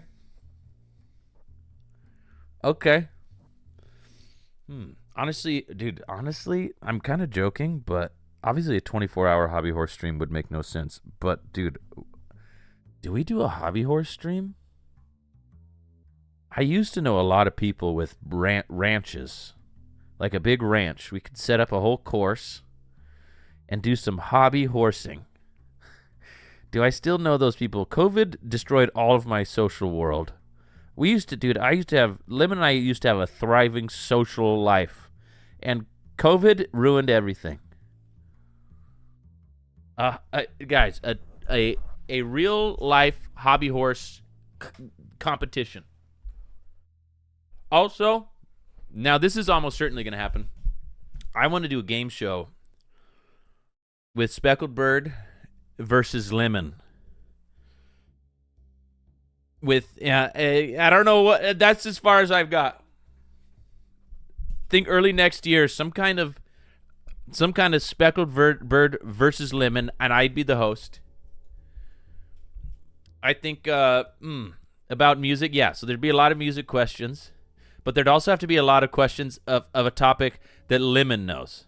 So a lot of music questions, and then one like another category that Lemon excels in, and see who wins, and do some goofy stuff. You want to humiliate Lemon? Signal's reading between the lines. Signal's reading between the lines. No, we'd have to make it somewhat. We'd have to make it fair in a way where, like, okay, Lemon could win, so it couldn't all be music because Lemon would get absolutely shredded. Birds, yes. Ironically, Lemon probably knows more about birds. Okay. Oh my God, this is actually brilliant. Half the questions are about music, half the questions are about birds and birding. And we let him know in advance, obviously, so Lemon can really study up on birding. And after watching the 24-hour tag stream, some kind of like, not punishments for wrong answers or something. I don't know. We're just spitballing here. Appreciate you, Bear. Good to know. Thank you for voting. Yes. According to Twitch Rivals, Lemon knows 170 species of birds. I heard that. I was in the airport listening on my headphones when I heard that, and I was so perplexed. I immediately figured they must have had him submit like an About Me form, and he just did everything about birds. Because I know for a fact that that's not true. All right, and D-Syncs, I just got your DM. I will put those in. If you're here. I'll give you a little salute emoji.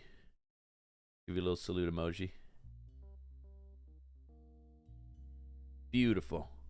In fact, actually, let me just I'm gonna send these to Dr. Cyclops. So because I don't want to mess up his. One sec.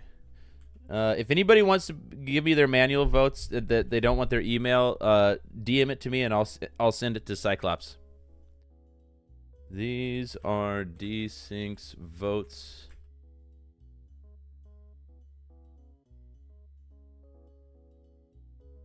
His email is dsync69 bigfootisreal@gmail.com.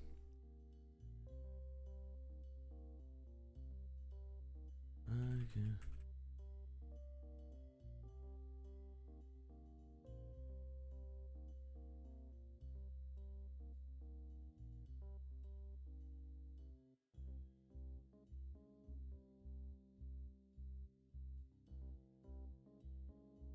Bang. Sent. Your votes have been sent to the master. All right. Sorry. Oh, was I talking out loud? I tend to do that.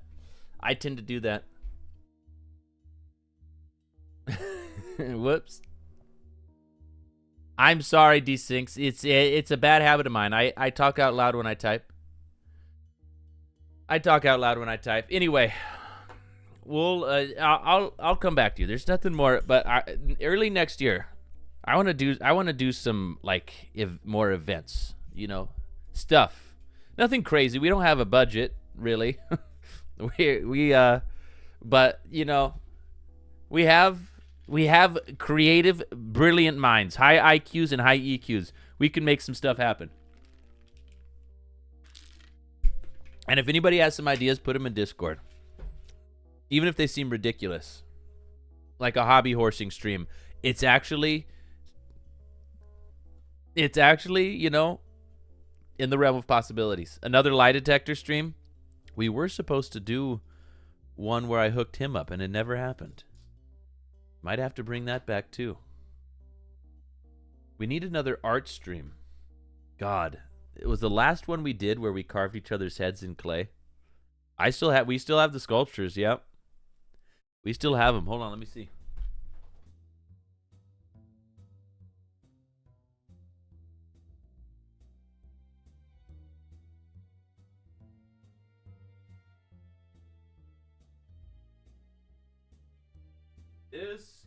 This was so many years. When was this? 2021? This was forever ago. This is Lemon, guys, without the hat. This is Lemon without the hat. Carved it myself. And Lemon has my face that he carved in his office. This is the Juiceman without the hat. Gonna be honest with you guys.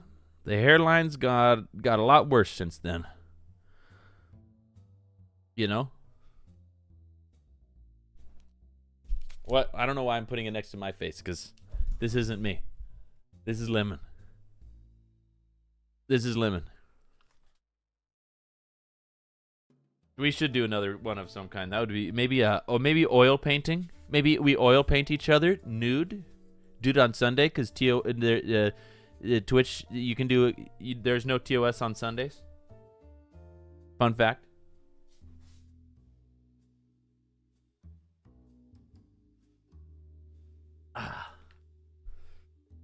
Yes. When's Lemon gonna full commit? He already has. He's embraced it. Proud of him. All you need is a hot tub. I just got in at oil paint each other nude. We're just talking about future stream ideas, Ilson. We're just talking about some tasteful stream ideas for 2026. You know, just spitballing. Nothing set in stone. My God. Well, guys, what else do we talk about? Any other drama? Should we watch? You know what? Should we watch a couple more? Hey, boys. A couple more of these. Not a lively bunch. Again, if you're just tuning in, I watched the 24-hour tag stream all day yesterday. Literally all day. Thank you, President. Appreciate you. When I say all day, I mean I watched from noon to like 1 a.m. when they all went to bed. Straight. Of the mystery person in the window, and it is currently being taken care of. Okay. Real. Was it a child? Oh yeah, there was kids like outside banging on the windows that were. I don't think it was part of the. It was not part of the production. Currently being taken care of. There's more than one. All right. Oh no! It's been taken care of. All right. Thanks, fan. He was just a boy. They shot him. You know the person coming here banging on the window is going 6. I will. All of them, really. They are so broken. Like physically and mentally, but physically. I can't wait to see their next stream. Will hurt his back, hurt his shoulder. I mean, Poob twisted his ankle in the first 30 minutes. He twisted his ankle. Dude, they're all his knee. They are so beaten down. We honestly, guys, we might have to come to terms with the possibility that they may never stream again. They might just die. They might just over the next few days. They might just slowly fade away. It was definitely there was definitely Unk vibes with the physical. Ironically, the youngest guy in the room, Poob, is the one who got hurt, possibly the worst, and within the first 30 minutes. Absolutely. All their feet are blistered because I guess the shoes were horrible. The chase were really funny, but they were so sick of it towards the end. Oh, dude, they were broken. They were truly broken. Making a Poob Jesus. See, I saw the short of that. I actually, I need to. I'm gonna rewatch. Like the last 6 hours. Hold on. This was wild. This is absolutely crazy. Oh, look at him! Oh, that's sick. Look at that. Roman Empire. Me? Ah! I didn't see this live. I was fast asleep for the last 6 hours. This one's a classic. You ever seen VeggieTales? I'm not getting naked. You're not the first.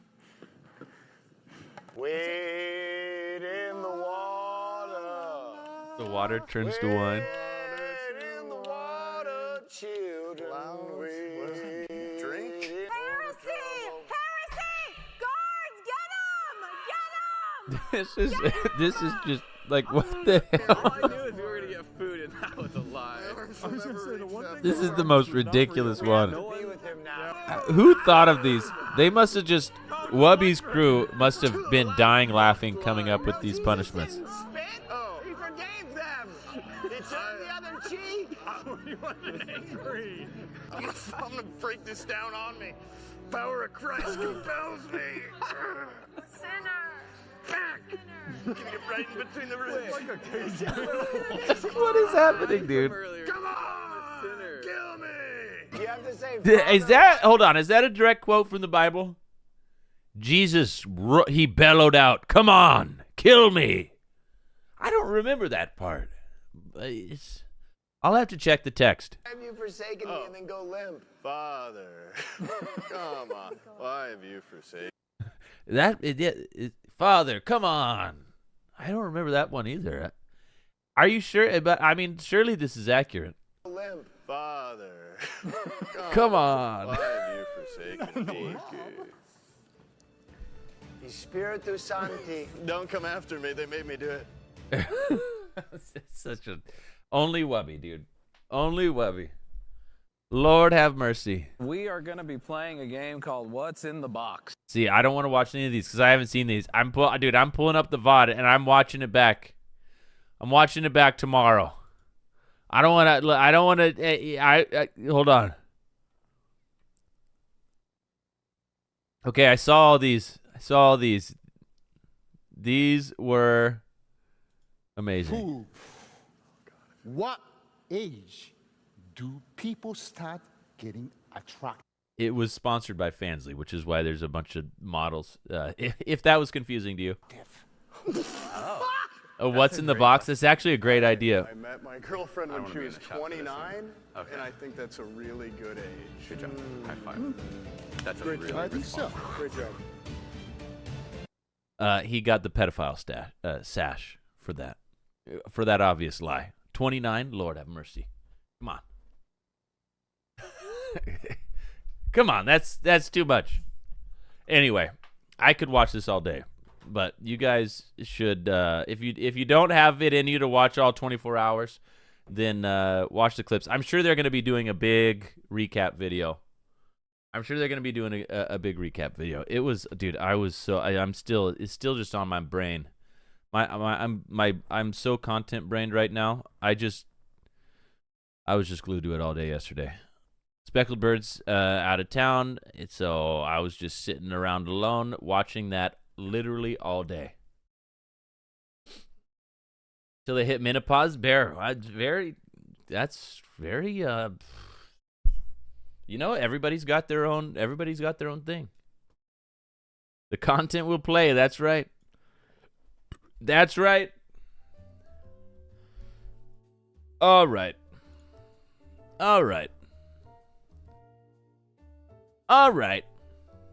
What are we doing? I might need to go. I'm gonna go take a tinkle, and I'm gonna give it a long thought. If there's anything else we can chit chat about, we'll do a little more chit chat. Otherwise, maybe we could do a little gaming, do a little game work. You should get your grandma on stream. Both my grandmas have been dead for a long time. But we could possibly work something out. You know? All right, I'm going to take a tinkle. And then we'll get into the next phase of this Lazy Sunday Secret Stream. The Lazy Sunday Secret Stream will continue in approximately 2.5 minutes. All right? Give me a sec. Give me a sec.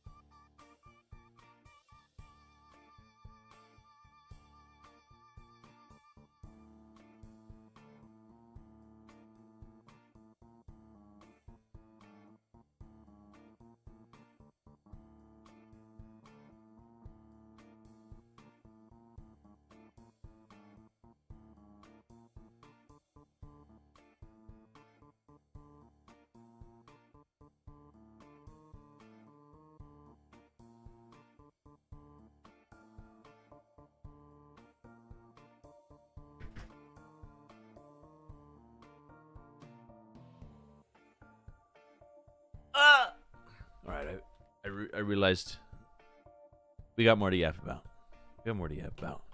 We could get on some Arc Raiders, but we'll be playing plenty of Arc Raiders, dude. Lazy Sunday secret streams are for lazy secret content. Oh, okay. First things first. YouTube. Everybody's talking about Twitch Wrapped. What about your guys' YouTube Wrapped? What about your guys' YouTube Wrapped? My number one YouTube was Moist Critical. Moist Critical. And you know what? I accept that. I'm proud of that. What's up, Waffles? How you doing? Enshrouded content? The hot new game Enshrouded? It's excellent. You guys still going hard on that, Langanol? I feel like I missed the boat. Streaming's ruined my survival gaming. Rap D's. Thank you, Unit, for the tier 1. Appreciate you. Lord have mercy. Okay. Speaking of Moist Critical, I briefly saw a video. I guess somebody's... What was this guy's name? Ebo Noah. Guys, this is alarming news, and we need to talk about it. Hold on, where is the video? This is very important news. The world is going to flood on the 25th of this year, guys. I know, we just got past another rapture, and already it's happening again. We keep barely dodging these end of the world apocalyptic events. But if you haven't heard, there's no reason for us not to believe him. Why can't I find the video? Hold on. Well, I have to go to work after. Depends. Do you do underwater work? I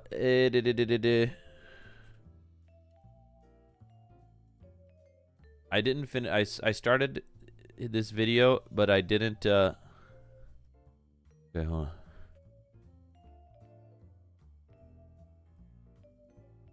Charlie was reacting to it, and I thought, oh, I should stop watching this video because I feel like that'd be fun to chat about tonight on a lazy Sunday. And by fun, I mean really serious, really scary stuff. Guys, the world's gonna flood, and I think the best thing we can do is probably sit down here, take this seriously, and figure out what we can do.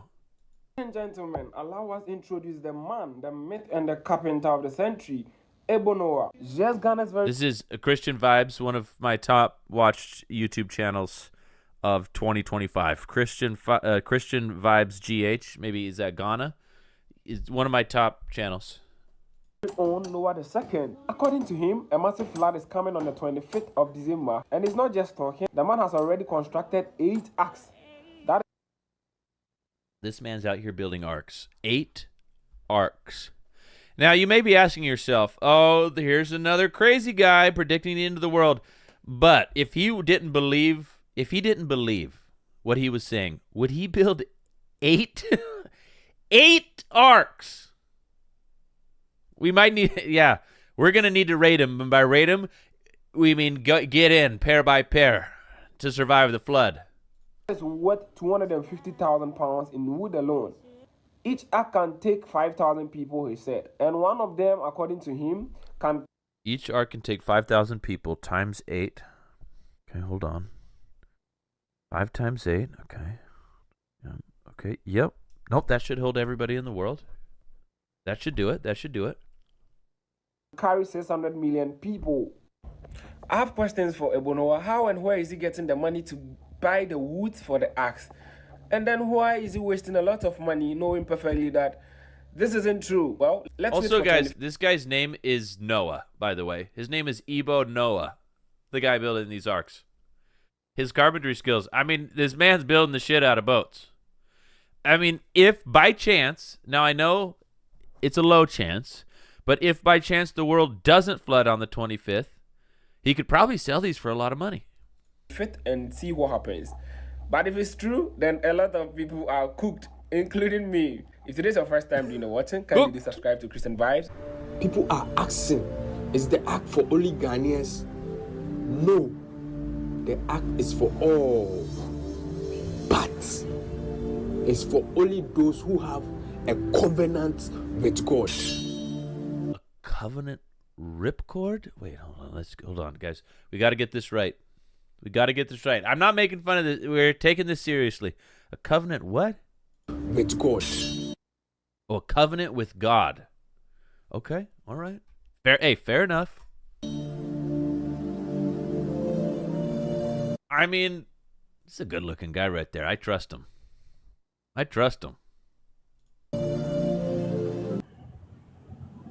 Oh.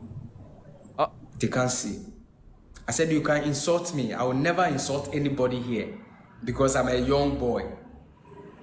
I will never insult you. Okay? I will never insult you. The number is 054-155-7884. Lord have mercy. Did he just give out his phone number? Did he just call himself a young boy? Okay, hold on. I'm processing. Pastors are calling me. Then I'll tell them this is the vision. When you come here and you insult, I don't care.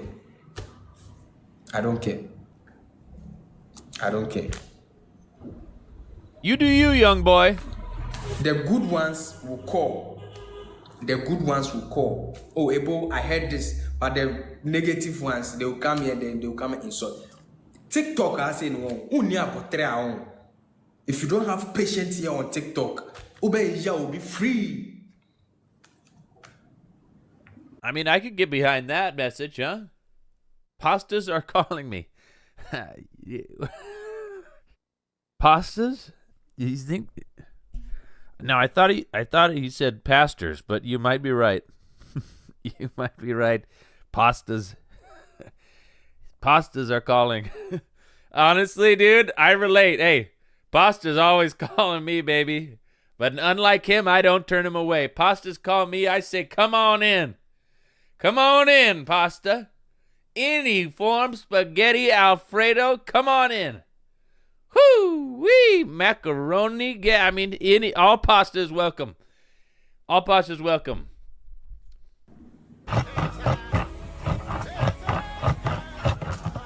Still na me catch up say a friend me a bo Noah.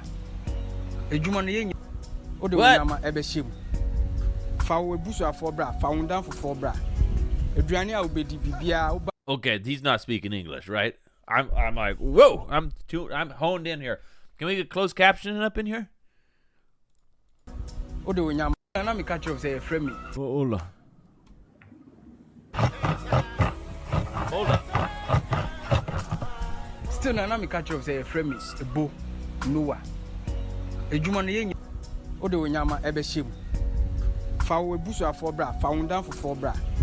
Aduane a obedi bibia oba na wo de abehim. Yentem na bra. Date no ensesan 25th December. Date no ensesan. Iti yentem na bra. Ope first, second, third. Bibia ope bia. Oba obenya kwan e wo akim. Nyame hira no ye okese. 25th still. Nyame adum ha nti me na me. Anybody catch that? I don't think the subtitles were working. That wasn't English, right? December 25th, we're dying. No. We're not dying. He's building the arcs. We're going to be fine. We just got to get to Ghana. Sorry, I can't do Christmas with the family. I'm going to Ghana. I'm going to link up with Ebo. Get on them arcs. Noah. Masuda God have mercy. Na nyame se me build ark. Nti ark na me building. Oh, he's got helpers.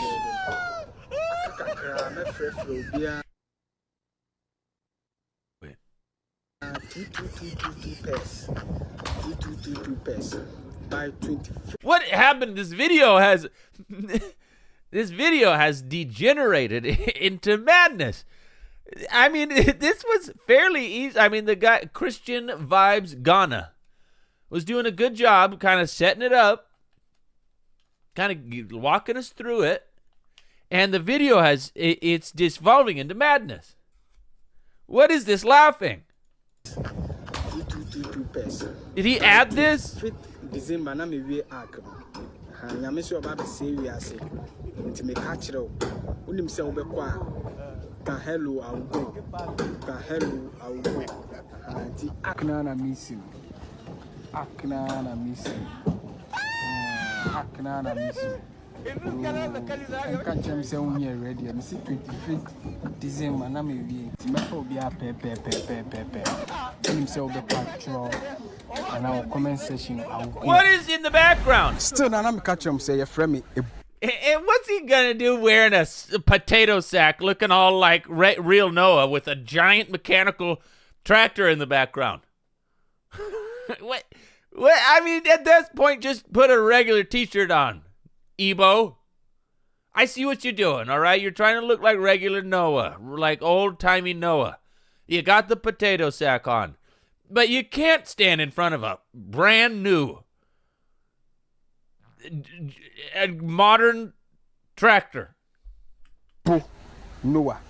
Oh, he's Jack. I mean, let's all be clear. He's a good-looking guy. Hey, nobody's saying he's not a good-looking guy. Rowley 22, welcome. How was your stream? Come on in. We're just learning about. I got to break some bad news. Raiders, I got to break some bad news. The world's going to flood on December 25th. The world's going to flood on December 25th. We're just here learning about it.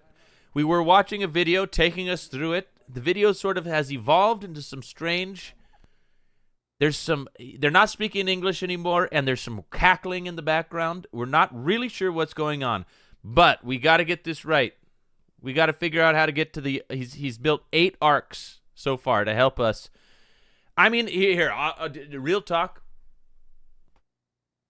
I'll talk shit. I won't hold back if I think you're a charlatan.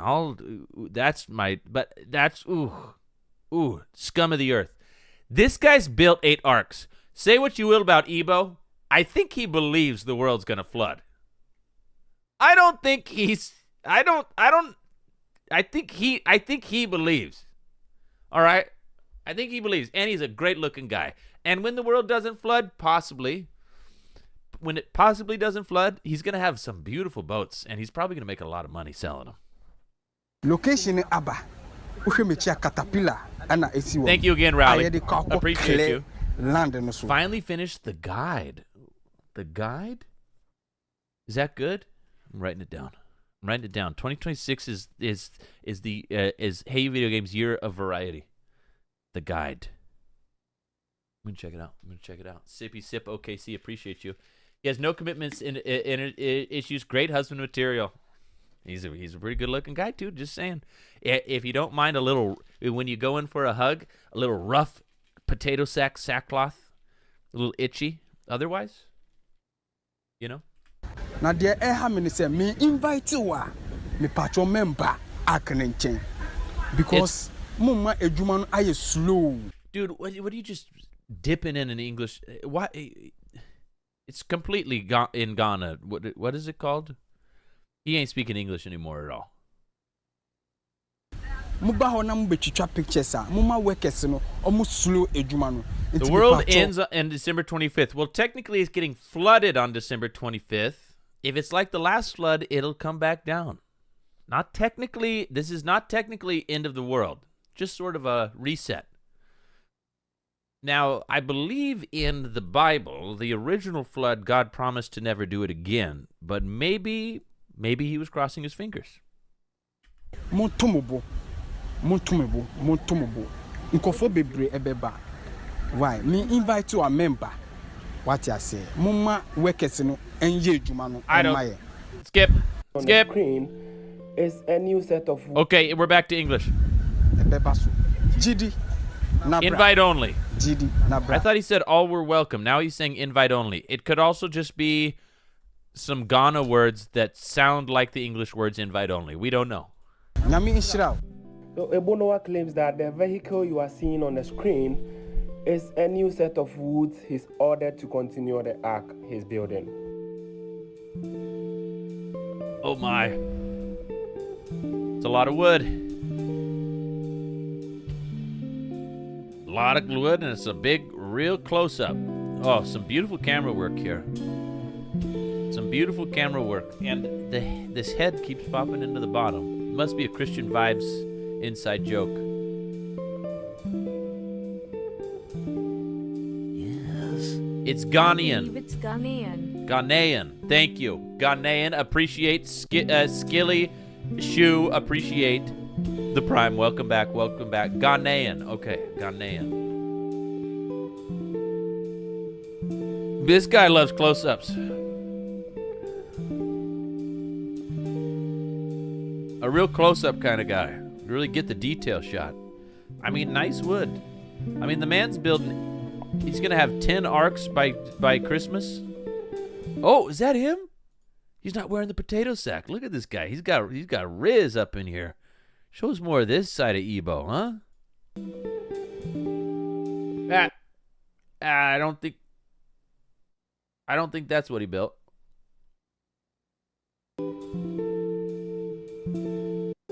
Can we get some better shots of his boats? I mean, they look... Okay, this is not his boat. There's no way that this is it. I mean, he's standing on a big... I mean, he's making big boats. Don't get me wrong, but I'm pretty sure this is... is this what he's building? Is he actually built 8 of these? There's no way. There's no way this is a real picture. It's AI. Okay. I mean, this isn't AI, and he's clearly building big-ass boats. But this is another kind of big-ass boat.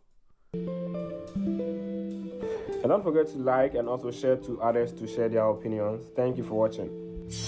Thank you, Christian Vibes. Thank you, Christian Vibes. Listen, guys, I thought we needed to talk about that. Very important. Very important.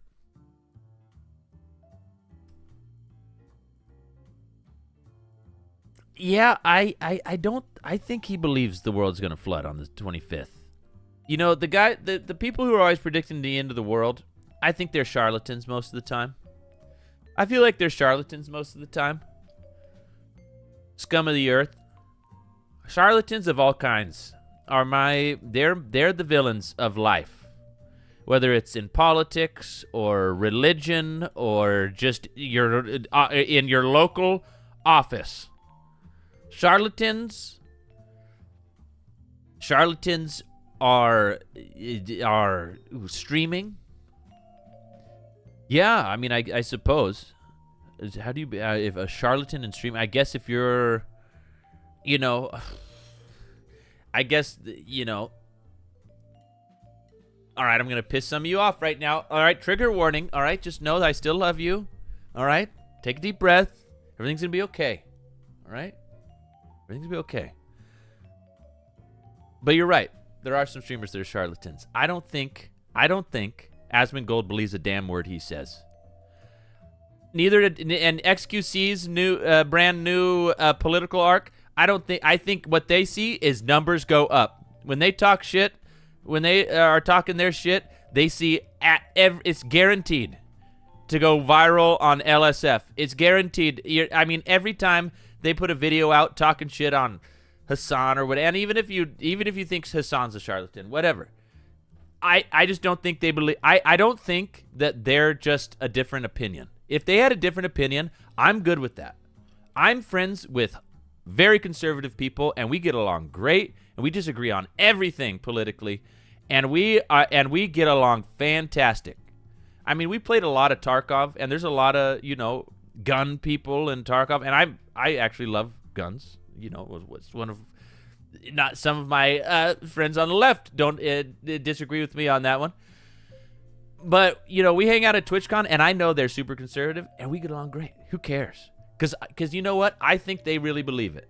And we could talk about it, and we could go back and forth. But what I will not suffer is charlatans. I don't believe they believe a damn thing that comes out of their mouth. I think they're just doing it because the views are better than they've ever had it in their entire lives, and they are making absolute truckloads of money off of it. Now, there's various degrees. Some people, hopping on the hype train every now and then, okay, I get it. But making it your whole thing, all that to say,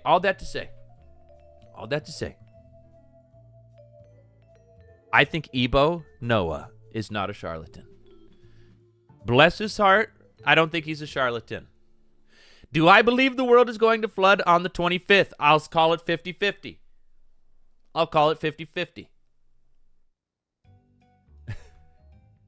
But San's the biggest. Listen, you can believe that, and you're welcome here, and I love you. That's what I'm saying. I don't care. I am not an enemy of anybody on any political thing, as long as you're not faking it. I'm just mad. And there's people on the left who are charlatans and fake it, and they piss me off too. Charlatan's somebody who's doesn't actually believe what they say. They're just making money off of their opinions. And there's people on both sides that do it.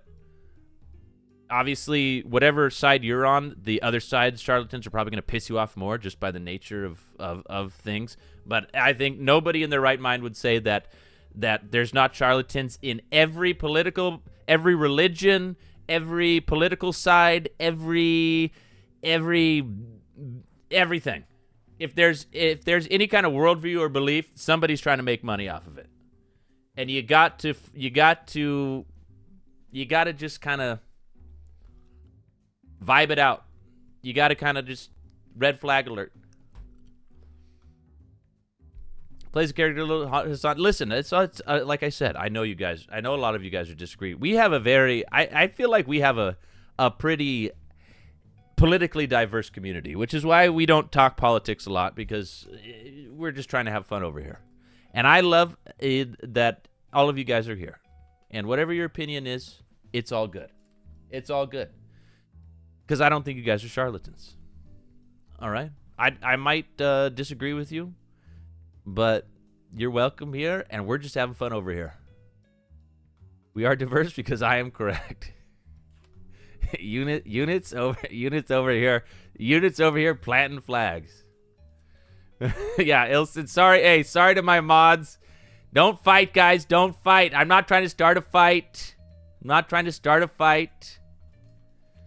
I'm just saying that my whole point is that Ebo I think he believes that the world is going to flood on December 25th. Yeah, no, we used to talk. I used to go on rants more, and then I realized like at some point we just had to choose. Like, okay, are we going to be just entertaining? Or are we just going to be a stream where we're like people can just chill, or are we going to get it? Like, you kind of got to choose a lane. And Lemon definitely does not like the and I'm not disagreeing with him. I think it's the right call, but he really doesn't like debating and all that stuff. So we just like, you know what? Let's just be entertaining for all the people. For all the people. I only bring that up because somebody said there's even charlatans in streaming, and that's the one that came to my mind. You can totally disagree. You can totally disagree. But and I, you know, it's never happened before, but I could be wrong. It's never happened before, but I could be wrong. Bad things happen when good people say nothing and watch passively. I agree. I think there is a line as well, and it's always something on streaming. It's just like there's a line. Like I'm not gonna lie, but there's also like at some point, like, do you want every single show, every single movie to like just go hog wild on politics? No, right?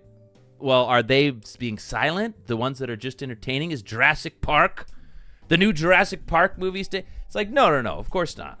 So there's the line. I agree, and if it ever comes up, I'm not gonna lie to you. I'll tell you what I think.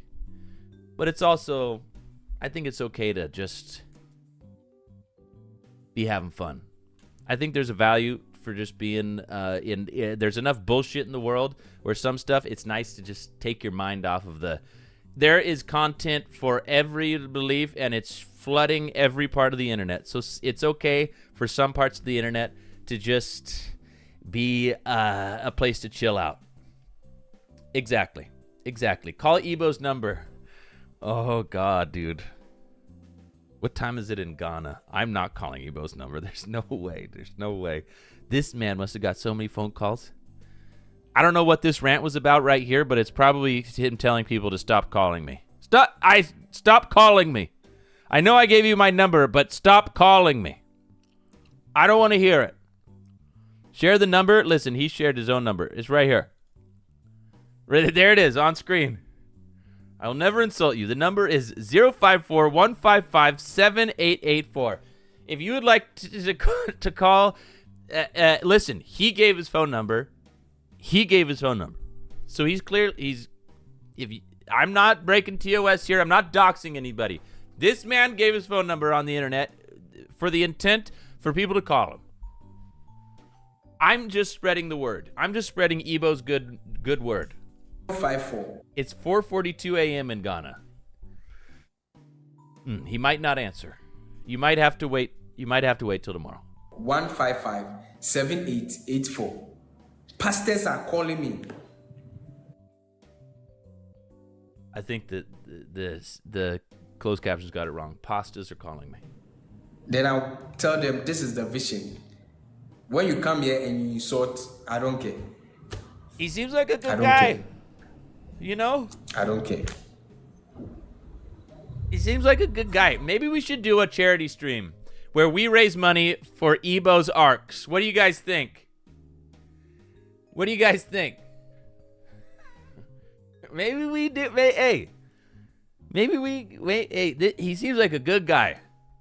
It's not for the flood. It's just for Ebo. It's not for the flood. It's just for Ebo. The good ones will call. Oh, Ebo, I heard this. But the negative ones, they will come here, then they will come and insult. TikTok, I say no. If you don't have patience here on TikTok, Ubeja will be free. Be free. I agree, Ebo. I agree. I totally agree. TikTok will be free.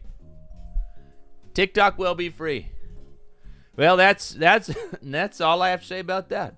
An HYVG, you think we could sponsor one of the arcs? Oh my God. How much money do you think it would cost to get an HYVG logo on one of the arcs? This is our moment. 12? We could afford that. We could do it.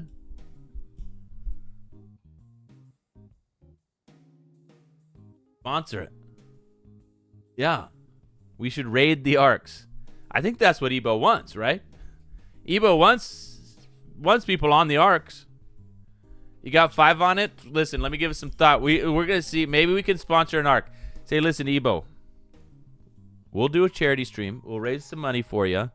But you have to put Lemon and I's face, twitch.tv/HeyYouVideoGame, Lemon and I's face on the bow, like right on the front of one of the arcs.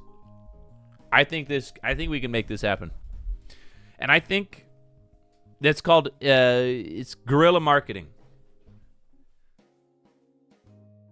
Imagine when the world's flooded and everybody's swimming towards the arcs. Oh my God, the first thing they see is our beautiful faces. Really messes up by not doing more marketing. Yeah, well, I mean, he clearly didn't market it well, the original Noah, because I think everybody hated him. He clearly didn't market it well. Yeah. He could have used a marketing team. Everything could have been different if he had just had a marketing team. You know? His dad's got $1 million USD. He still hasn't sent me. Ebos? He's swimming towards Juiceman's face. Could you imagine? Big smile. The look, sort of a devious look in his eyes. Oh, dude. Maybe get a QR code up there. Yeah, phone scanner link, little QR code. I don't know. We're just spitballing. We need more guys like Ebo out here. What's he going to do with those boats? I mean, somebody's going to buy them, right? If the world doesn't flood on the off chance, I mean, giant wooden boats, surely there's somebody. Ebo's isn't leaving room for the animals. Well, he said they can house 5,000 people each, and he's built 8 of them. So that should be everybody in the world. Surely there's a little extra space for the animals, right? Or it's just people, and then when the waters come down, all life is dead except for people. Huh. Interesting. We'll have to figure that out.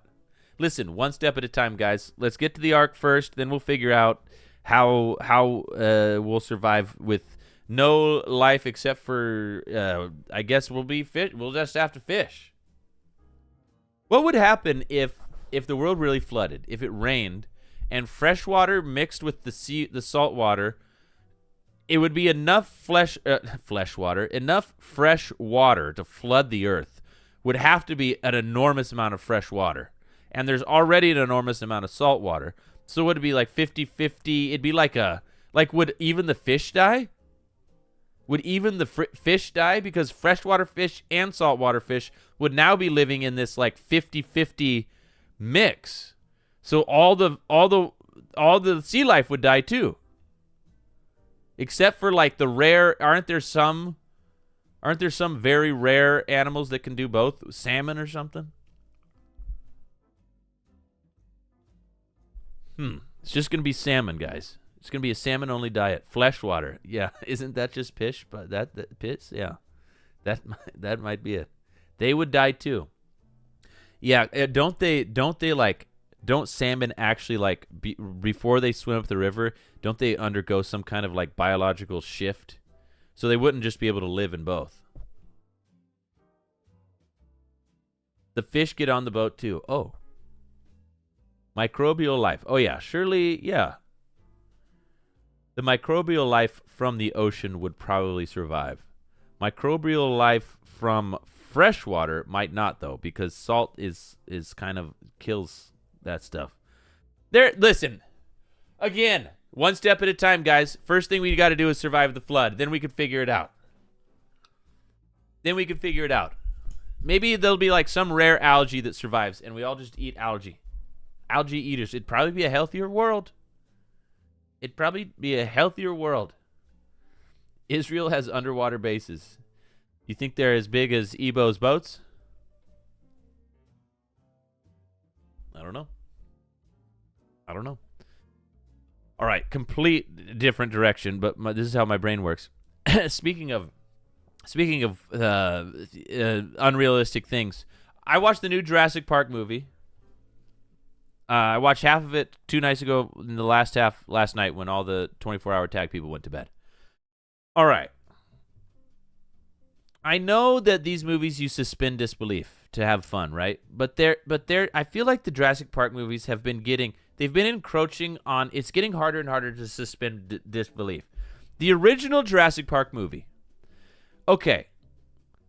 It's like a theme park.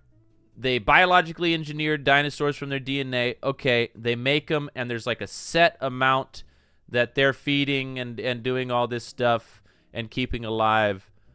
Okay, fair enough. A little stretch probably wouldn't work, but like I could believe it, with the right technology and if you keep the numbers low. But in the new movies where all the dinosaurs are now just roaming free. Okay, this is going to sound really pedantic, but dinosaurs survived in the olden days because there was more carbon in the earth or whatever. Anyway, everything was bigger. Plants were bigger. Everything was bigger. If dinosaurs roamed free, they'd all die. They wouldn't have enough to eat. What I'm trying to say is dinosaurs wouldn't have enough to eat. And it just gets more and more hard to believe. There was a bunch of other things in the movie that I thought of. It's not just that. There's a bunch of stuff that's just like, there's no way I can't believe this. Like even with a goofy movie. Back in my day, they'd made movies where you could believe a dinosaur could be real. There could be enough people. Yeah, but these places, the people are gone. They're isolated on these islands. The people aren't there anymore. What are these giant dinosaurs all eating? There was this scene where there was the Gigantosaurus, which is like a massive brontosaurus, and there was like hundreds of them roaming. Like, what are they eating? Because there ain't enough plants. The plants are tiny now. They're eating each other. They're herbivores. Ass? Can one survive on eating ass alone? Colossal Biosciences are working on bringing back the woolly mammoth IRL. I did hear about that. Hold on. Bringing back the woolly mammoth.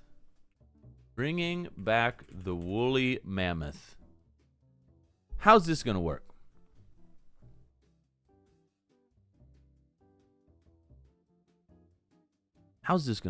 Okay, what video's not going to get the YouTube stream shut down? Which one of these videos is not going to get the YouTube stream shut down?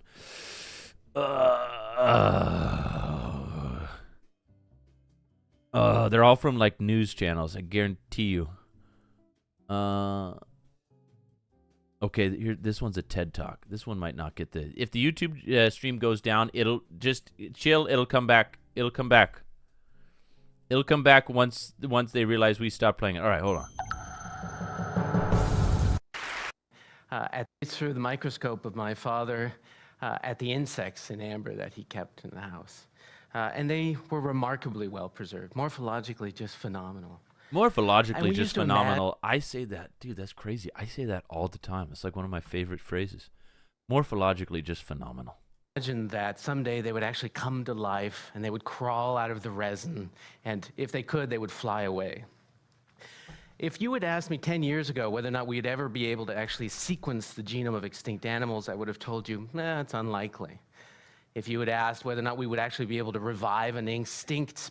Or in the words of in the words of what the hell? Why can't I remember his name?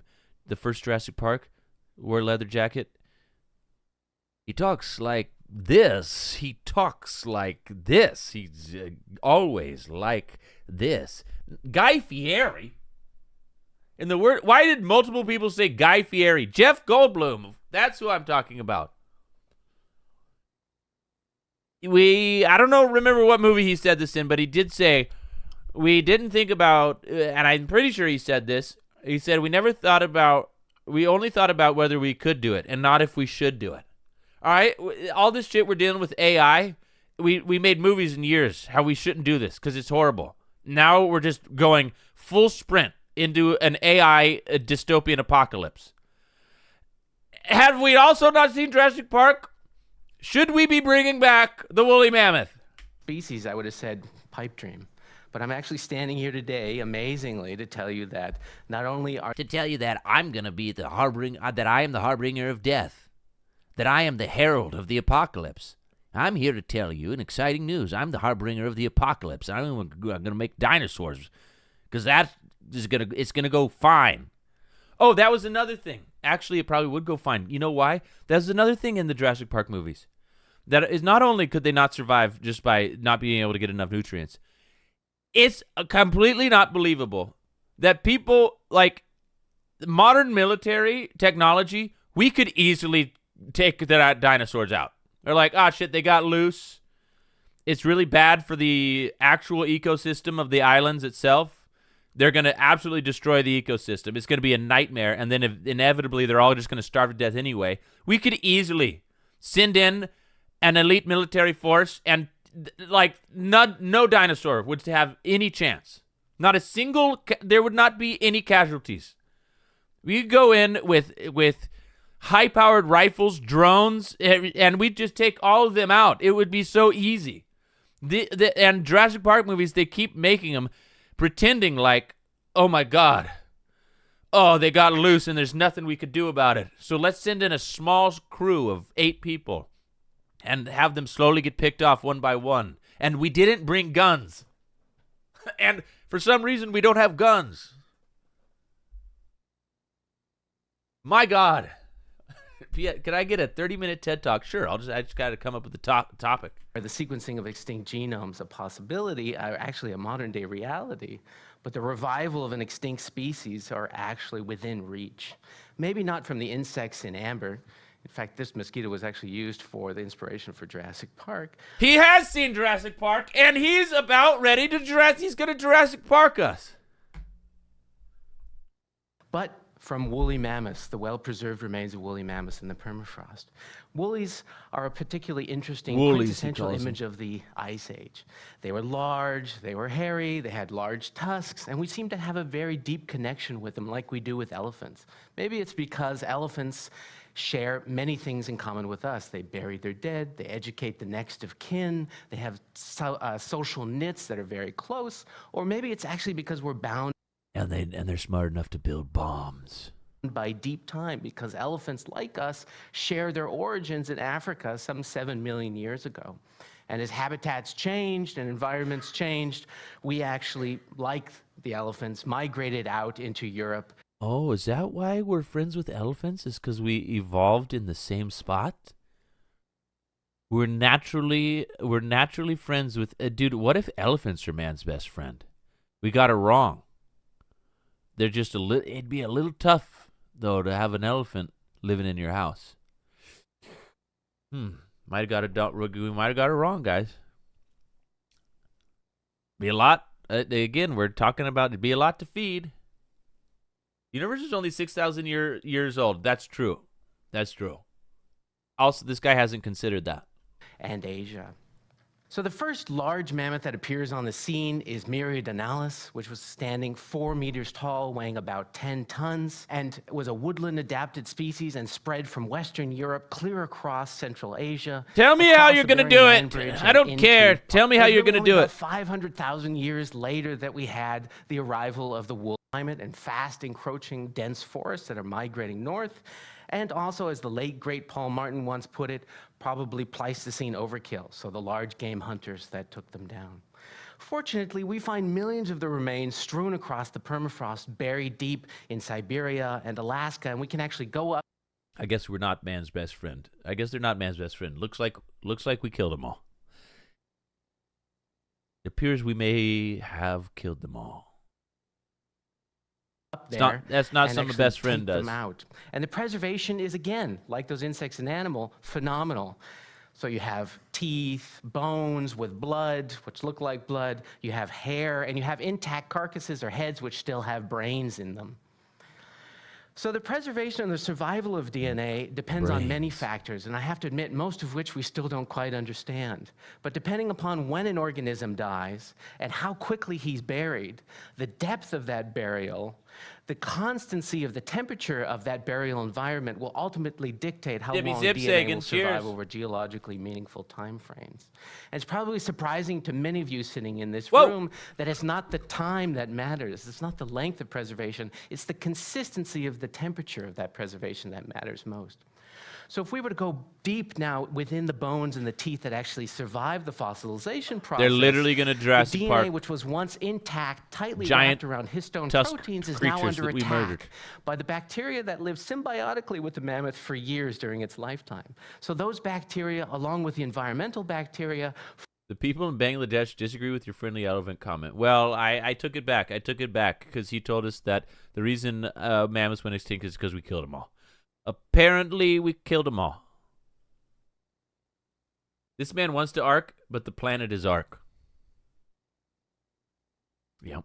Free water and oxygen actually break apart the DNA into smaller and smaller and smaller DNA fragments until all you have are fragments that range from 10 base pairs to, in the best case scenarios, a few hundred base pairs. All right. How are we going to do it? There in the fossil record are actually how are we going to bring them back? Organic signatures, but a few of them actually have DNA fragments that survive for thousands. How are we going to bring them back? And are we going to make sat? Are we going to ride them like horses? We've devised ways that we can actually pull these DNAs away from all the rest of the gunk in there. And it's not surprising to any of you sitting in the room that if I take a mammoth bone or a tooth and I extract its DNA, that I'll get mammoth DNA.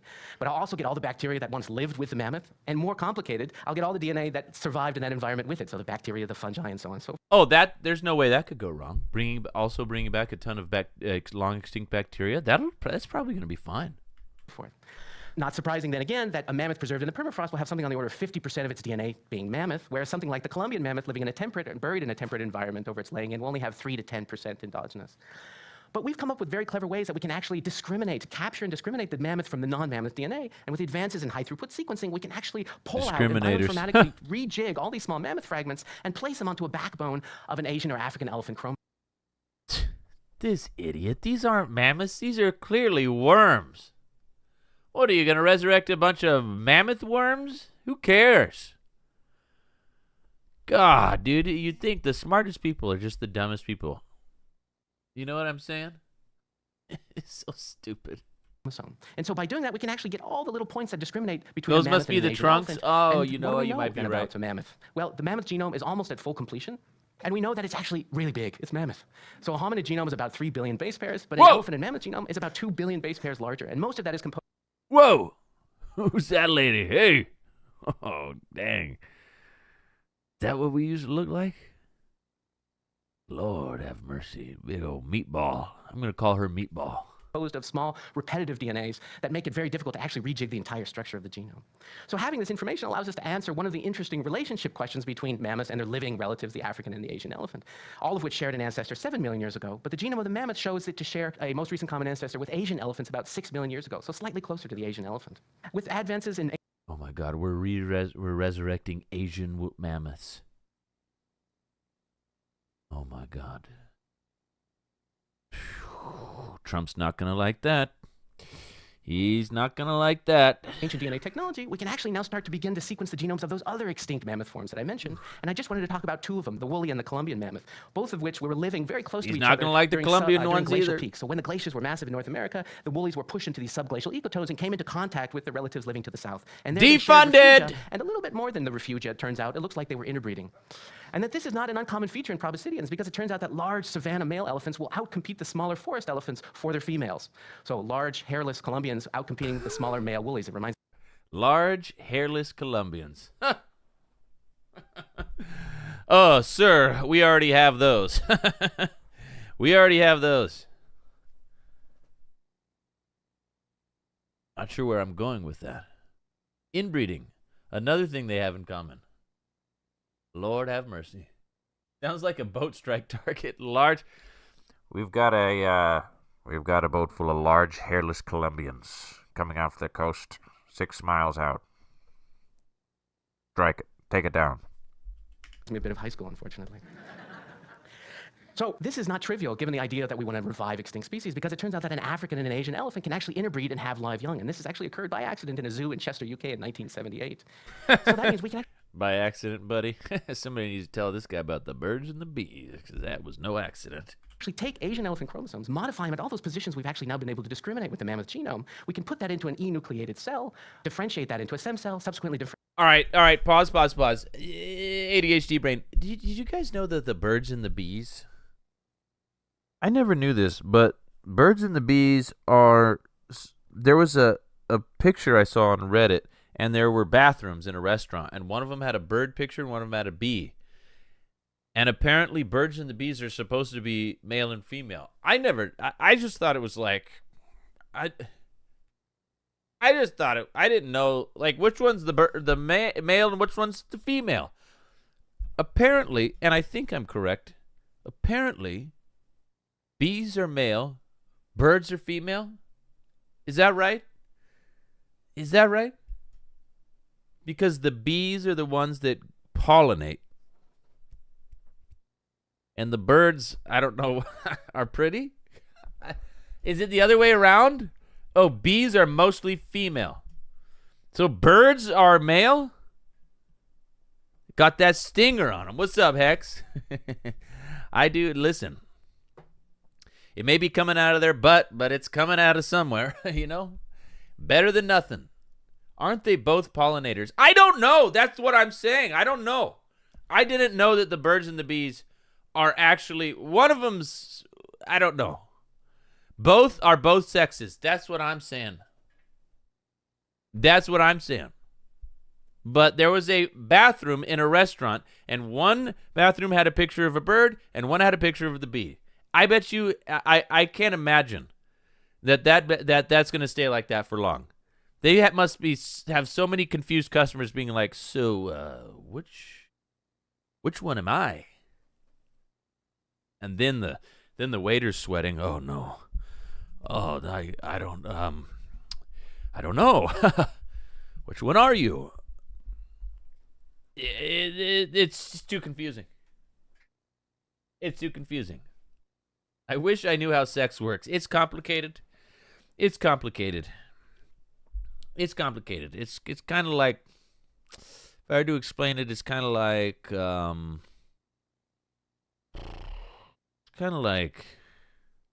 wrestling with extra rules. Birds lay eggs. Got to be the female, right? Yeah. Bees lay eggs too, though. Oh my God! See, it never makes sense. I'm looking it up on my phone while we continue to watch The Harbinger of the Apocalypse. Differentiate that maybe into a sperm, artificially inseminate an Asian elephant egg, and over a long and arduous procedure, actually bring back something that looks like this. Now, this wouldn't be an exact replica because the short DNA fragments that I told you about will prevent us from building the exact structure, but it would make something that looked and felt very much like a woolly mammoth did. And when I bring up this with my friends, we often talk about, well, where would you... Okay, bees represent the male pollination/sperm, and birds represent the female laying eggs/ovulation, symbolizing natural processes. But it's crucial to remember that these analogies for human sex, not literal mating between species. Thank you for that. Thank you for that. I wasn't actually confused about that part. Okay, so bees are boys, birds are ladies, because the internet tells me. I didn't know that this was a thing. I never really thought. I always knew what the birds and the bees conversation was, right? It's a very common phrase. I never really thought about why. I thought it was just like parents wanted to talk about the birds and the bees, so they came up with some cute little phraseology because they didn't want to keep having to say sex to their 10-year-olds when they have to explain it. It's less weird to say, like, let's talk about the birds and the bees, rather than, like, I want to talk to you about sex. What? You put it. Where are you going to house a mammoth? There's no climates or habitats suitable. Well, that's not actually the case. Bees are female birds. Swaths of habitat in the north of Siberia We got a lot and to Yukon learn. that actually could house a mammoth. Remember, this was a highly plastic animal that lived over tremendous. And mammoths are apparently plastic. Man, I thought I was smart, but I'm realizing I don't know anything. Woolly mammoths are plastic. Climate variation. So this landscape would be easily able to house it. And I have to admit that there isn't a part of the child in me, the boy in me, that would love to see these majestic creatures walk across the permafrost of the north once again. But I do have to admit that part of the adult in me sometimes wonder not whether we should. There you go. So why did you bother us with that whole speech? Of course we shouldn't. Of course, you literally admitted that you watched Jurassic Park. Literally admitted it. I learned nothing. I didn't learn anything. Well, I mean, I learned a lot of things, but I didn't learn anything about how the woolly mammoths are coming back to life. That's why we watched this, and we learned nothing about how the woolly mammoths are coming back to life. How are they doing it? Are they going to inject elephants with, like, old DNA, watch them transform? 40 to 50% of a hive are female. It still makes no sense. I don't know.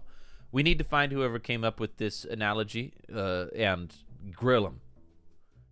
Grill them. How many woolly mammoths could fit on the ark? I don't know. Honestly, we watched that video about Ebo Noah, and I never really got a good wide shot of the arks, and I feel like that was on purpose. He says he's got 8 arks, we kept seeing piles of wood, and we did see them working on boats, but there was never, like, a wide shot of the arks. Kind of suspicious. I don't know. He said that they can fit 5,000 people each, and he's made 8 of them, which is enough to house the entire population of humans. That's all I know. All I know is he says they hold 5,000 people, he made 8 of them, and all humans are welcome. That's all I know. That's why they didn't make it. Oh, you think the woolly mammoths actually went extinct because they couldn't get on the ark? Possible. It's possible. Noah said, "Oh shit, what's this thing? Nobody told me about this thing. I'm gonna have to leave it behind. We're just gonna have to leave it behind." The unicorns, yeah. Unicorns actually were allowed on, but they were going up the ramp, and the unicorns kept bumping into other animals and skewering them. So Noah threw them off. Threw him off. Too dangerous. Too dangerous. Unintentionally dangerous. Rhino's horns, they're much duller. What about dragons? I believe dragons became extinct because the Targaryens started intermarrying. If I remember, if my history's correct, I believe it's because the Targaryens started intermarrying, diluted the bloodline. I believe. Also, there's that new, the new Game of Thrones show. They keep trying to capture, what's it called? Game of Thrones new show. They keep trying to capture new Shaw. I did. Here it is. Knight of the Seven Kingdoms. They keep trying to capture the original. I just don't think it's gonna happen. The new one, the one about the Targaryens. Dude, literally the whole show. Some people love it, but they might as well rename the show "People in Rooms Talking." It's just a whole season of people in rooms talking, and then for 30 seconds at the end of the show, we got to see a dragon take a single bite. At the end of the first season, we got to see a dragon take one little bite. And the rest of the show is just people in rooms talking. They keep trying to recreate the magic of the original Game of Thrones, which ended so terribly. And I watched this trailer, and I don't think they're going to capture it. I don't know. I think I watched this trailer. Sir Duncan the Tall. I think I watched this. YouTube stream's about to go down. I can feel it. There's going to be too much DMCA music. If the YouTube stream goes down, guys, hold on. It'll come back. It's this way. Came for the tourney? Weird they added a laugh track in this show. You and I'm no farmer. Yet you've come dressed as one. So, I could squire for you. Weird, the laugh track. Every knight needs a squire, and you look like you need one more than most.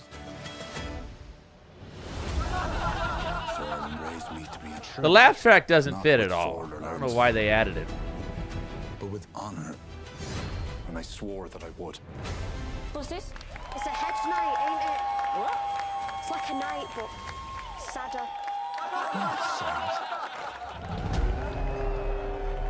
If I could call myself a champion, some great house might take me into its service.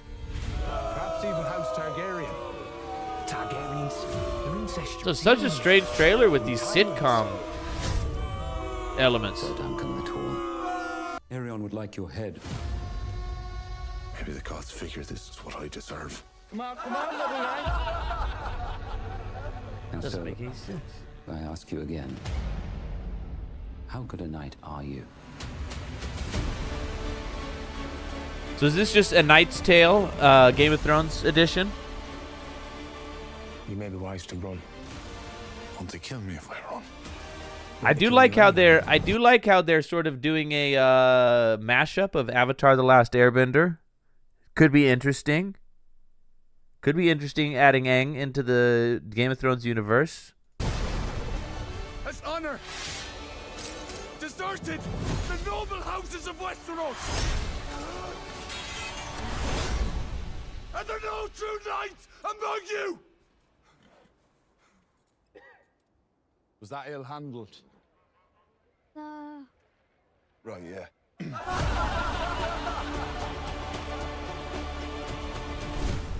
When I first watched that trailer, I was just like, okay, maybe interesting. And then I saw it was Game of Thrones, and for whatever reason, I was like, it almost ruined it.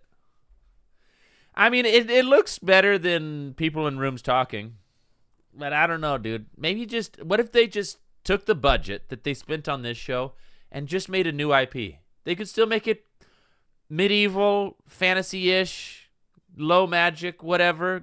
But just why do we need to do it in Game of Thrones world? Why do we need to do it in Game of Thrones world? Nobody has good feelings about it. The Game of Thrones ended on a sour note, and people just want to forget about it. And they keep coming out with these shows and reminding us. How I Met Your Thrones. The book was a good time. Okay, so this was based... Okay, I'll change my mind. This is based on a novella, is that right? And is it a one-and-done season? If it's a one-and-done season, you know what? I'll open my heart a little bit more. And I might be the only one. A lot of people still love Game of Thrones. But I feel like I'm just done with Game of Thrones shows.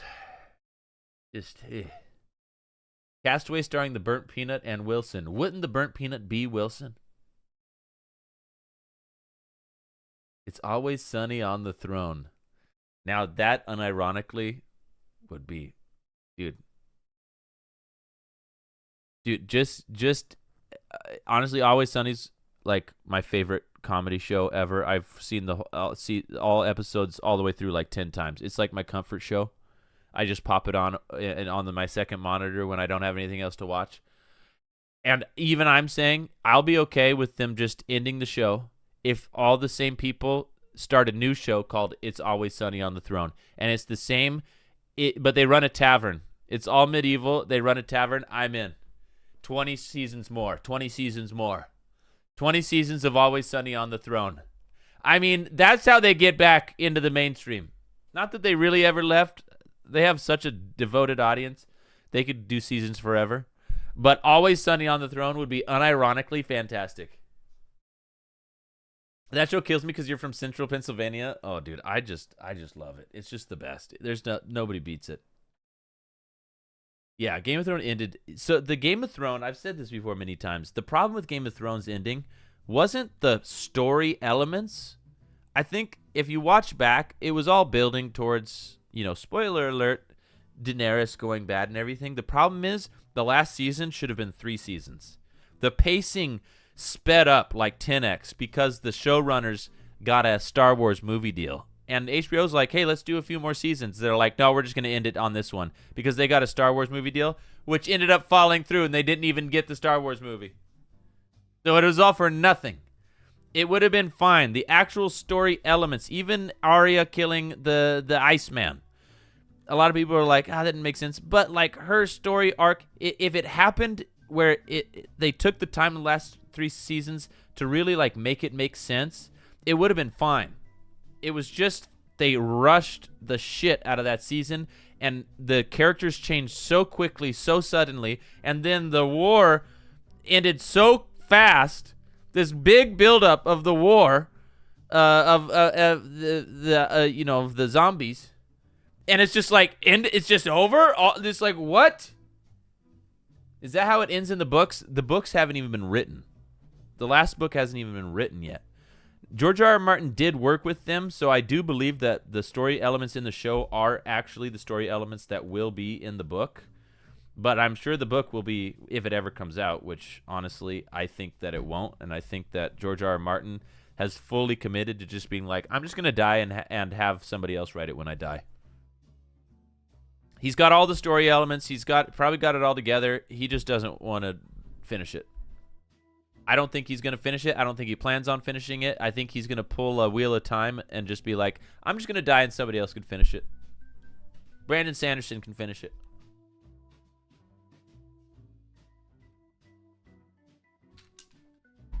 I'm not even joking. I think he has absolutely no intention of finishing it. Have you read The Name of the Wind? Yes.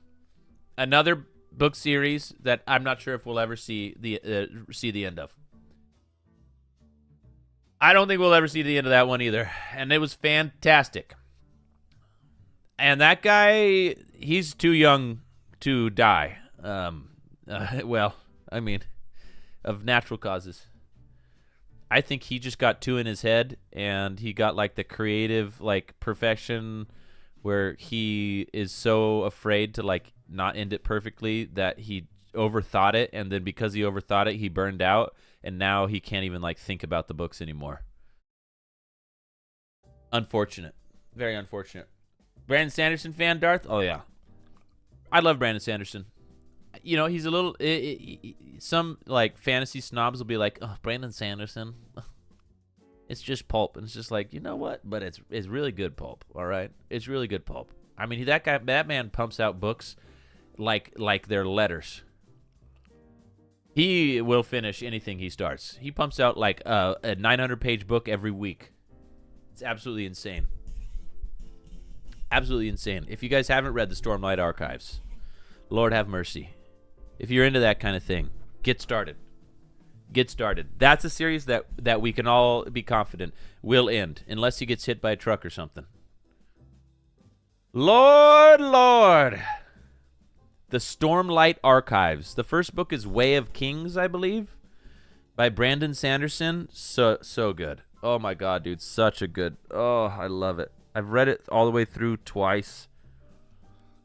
I read it all the way up until like Oathbringer, and then, or right before, I forget. And then like a couple years passed, and they released a new book, and I just reread it from the beginning because I had forgotten too much, and I was like, you know what? I'm just gonna reread it. So I reread it from the beginning all the way through, and I'll probably do the same thing. I'm probably gonna wait until it's done for the third time, but I'll probably go through it from the beginning once it's done because it's so good. It's so good. Absolutely amazing. I'm reading this book called Dianetics by my favorite sci-fi author. Oh, very nice. Very good. Sounds very interesting. Sort of underground text. Sort of an underground text. Very nice. Very nice. All right. Let's check up on Goosey. Hold on. Before we get anything else. Check up on... Oh, uh-oh. Uh-oh, he's shedding Definitely not what you're used to. Hey, that's me, by the way. Especially for some of the Culture Shock viewers who didn't realize that I'm not, that I'm an ally. All right, let's see here. We've got better than I could have imagined. I'm happy to hear it. Happy to hear it, Second Slagger. And everybody else that came through. What a good stream. He's ending. He has the same headphones as me. Nice to Katie. I didn't think that was going to be a problem, but you guys showed out. She was he's happy ending. Whenever she was leaving just then. He's ending. This is new. This is the new Goosey, guys. Love it or hate it. This is the new Goosey. This is the new Goosey. I'm wearing lashes, yes. Are those the Sennheisers? Yeah, we got the same. I think his are the newer model. Soup, it's like chicken noodle. But I can tell. With meatball. Maybe they're not the same. Guys, any other questions? I mean, they're clearly not exactly the and same. Come back to watch a movie with chat. Goose Queen. I'm going to at Discord. Goose Queen. The movie night roll. If you guys are new here, make sure to All right, join he's ending. Discord. He's ending. Yeah, Goosey did. I think he had a sub goal where if he hit a certain, I think if he hit Partner Plus or something, he was going to do a Catboy stream. That's guys, don't get your hopes up for me doing that. Don't get your hopes up. Don't get your hopes up. More power to him. I mean, he looks absolutely beautiful. A beautiful boy. The most beautiful boy. Is that Wubby? Yeah, that's Goosey, me, Will, and Wubby on his Mount Rushmore. What an honor. What an honor.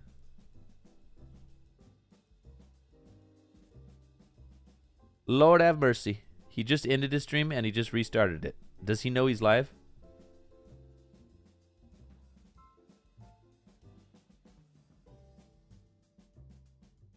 Oh yeah, sorry. I thought he just goofed up.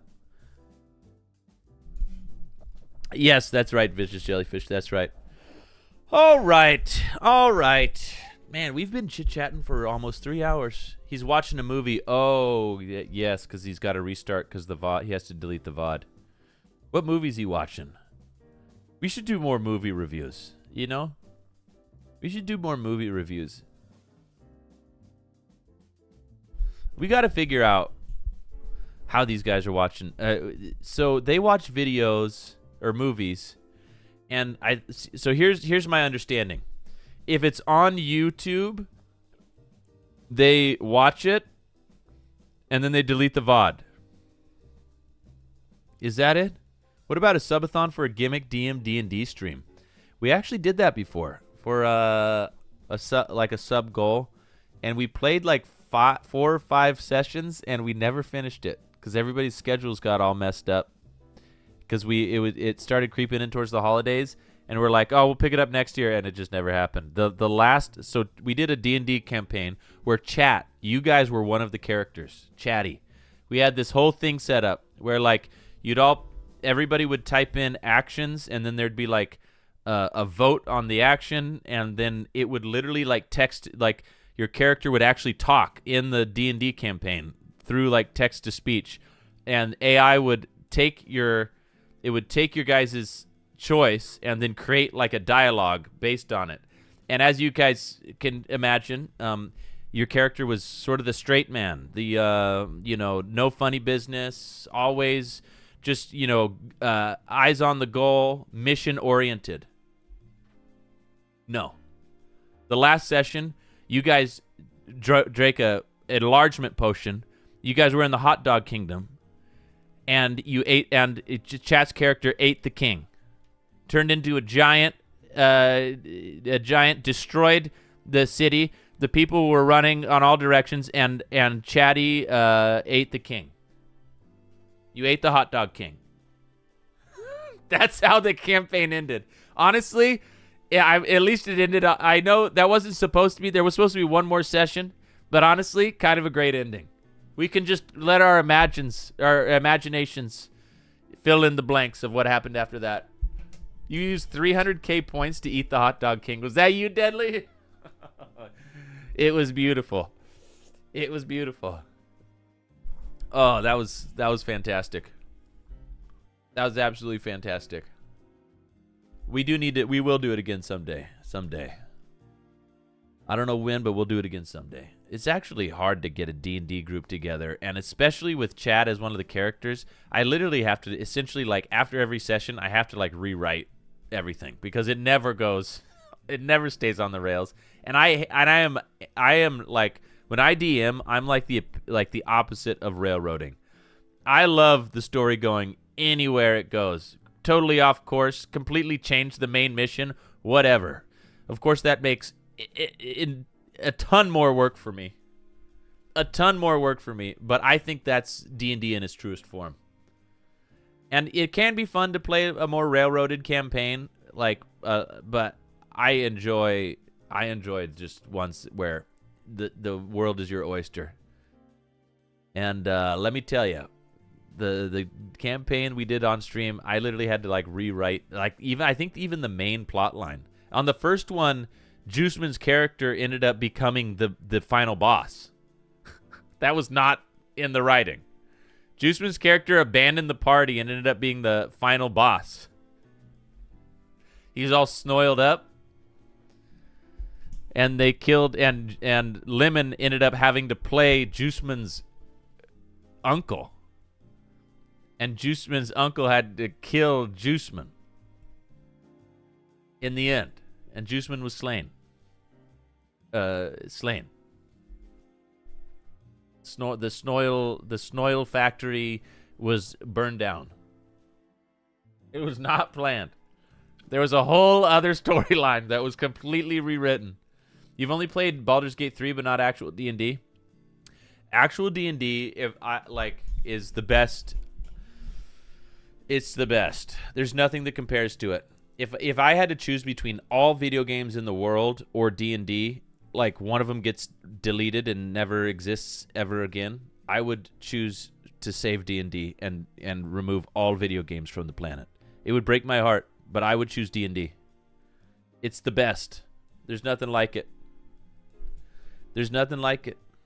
If people, I always say, like, if you're, depressed or you move and you don't have any friends, or, you just get older and all your friends have kids and nobody hangs out anymore, and you're just kind of, your life is sort of like meandering and you're living sort of, you feel like you don't have any purpose. D&D. Find a local game store. They usually have sign-ups. You can sign up with the randoms where somebody else DMs. You don't need to know how to play. The only person that needs to know how to play is the DM. Find a group. Maybe you'll bounce around one or two until you find one that you vibe with, and your life will be filled with fun and purpose, and everything will be okay. Let's have an ARC D&D club. Who plays Ebo? On behalf of the OSRS community, I couldn't let that happen. My goodness. I've done some virtual D&D campaigns on Discord, not too bad. Yeah, in person is obviously the best, but the D&D group I have is now over the internet on Discord because some people moved away during COVID, and now we do it online, and it's still better than no D&D. But in person it hits different because online nobody can really talk over each other because of like the way video calls work. It just gets chaotic if people are talking at the same time. In group though, you can kind of have side conversations with while something's going on over here, like the DM and somebody are working through something, like you would have a side conversation about what you're going to do next, and you're all drinking, and a lot of people don't understand. D&D is essentially just you and a bunch of people making each other laugh. I mean, some people take it very seriously, but most D&D groups I've seen, they're all goofs. And it's just like, yeah, so some you lock in to kill the bad guy, and like it's fun to like actually like progress, but like 75% of it, of all the in-between things, are just trying to make each other laugh. And it's the best. Good snacks, good beer, exactly. You really want to try it? Dude, you absolutely should. I guarantee you, okay, maybe not guarantee, but I almost guarantee you, most, even like small towns, have like a local game store, which is probably mostly Magic the Gathering. But most game stores have like, every once in a while, have like signups for new D&D groups where like a DM will come and be like, hey, I'm willing to run a group. And the game store will be like, all right, we'll put out online on our socials that we're doing signups, and there'll be like 6 slots, 5, whatever, however much the DM wants. And you can usually find, or like back in the day, you used to use like Meetup or like Facebook groups. Like you could find D&D groups. And now if you just want to play on the internet, I mean, I'm sure there's 1,000 places you can go. Like you don't even have to know the people. Just like there's so many people who want to play that just sign up for random groups. And there's so many DMs who want to DM that'll just walk you through it. It's the best. It's the best. I'm a D&D nerd. If you didn't realize by my giant painting desk behind me. I painted this guy up last night. For a little sci-fi campaign possibly in the future. You can't even see it. Oh, his pants are green screened out. I forgot. He's got an anvil. He's got an anvil in one hand, little dagger in the other. About ready to do a little arc raiding. I've used Start Playing. Okay, all right. Never heard of it, but that's good. There you go. Startplaying.com. Thank you. That's awesome. I want to do a D&D Star Wars campaign. Sci-fi D&D campaigns are fun. It's like a whole new set. You have to have an experience. I feel like you have to have a more experienced DM for sci-fi campaigns, though. Which, if you do, that's great. Because, like, fantasy terminology is universal, but sci-fi terminology is not as universal. Although, if it's specifically Star Wars, it's probably easier because more people know Star Wars terminology. But, like, regular sci-fi campaigns is just like, what's this device called? It could be anything. So, like, if you say, oh, you walk into the ship and the, pixel accelerator is shorting out. It's like, well, that doesn't mean anything. Like, what is that? So you have to have like a DM who can really describe every like piece of machinery with all that. Whereas fantasy, it's much easier because it's just swords and boards and magic. Obviously, there's some level of world knowledge that you do. D&D Warhammer crossover. Oh, those exist for sure. I know some people who played a Warhammer campaign. I never have though. Would I ever do a D&D Ashron's Call campaign? They do exist. I know you sent it to me. You sent it to me. I mean, possibly. I DM'd like a 2.5-year campaign. I finished it like 6 months, a year ago. Time flies, I forget. I don't have time to DM a campaign at the moment. I had to kind of cut my campaign short. We kind of fast forwarded the end because I was like, guys, I do not have time to prep anymore, and I don't like half-assing it. So I just like, it would just kill me. But with the stream and everything, I could play, but I don't think I could DM one. It's called Wrath and Glory. There it is. All right. There it is. There it is. The two great miniature games collide. What's up, VR? How you doing? How you doing? All right. All right. What do we do here? What do we do? Have I seen the game called Vane? Yes. Okay. All right. That's a good distraction. Okay. I want to play this with Lemon. Guys, have you guys played Zomboid? Apparently, this is like first-person Zomboid. The trailer doesn't do it justice. You kind of got to watch playthroughs. But this, soon, Lemon and I are going to get on Vane. Change my mind, Deadly. I don't even disagree. I mean, that's not my favorite game of all time, but I think it's a solid game to be the favorite game of all time.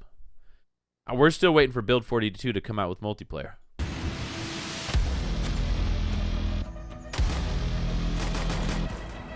Like, the trailer looks janky, but if you actually look at playthroughs, and I don't know how old this trailer is, dude, it looks so good. It's gonna be, we're gonna die so much, and it's gonna be beautiful.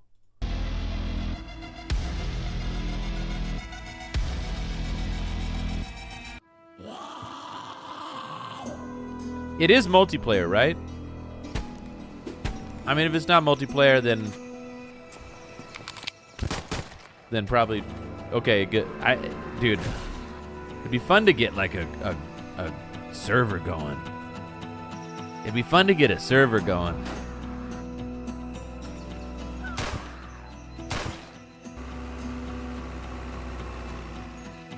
Get like a community server going. I don't know, dude. Dude.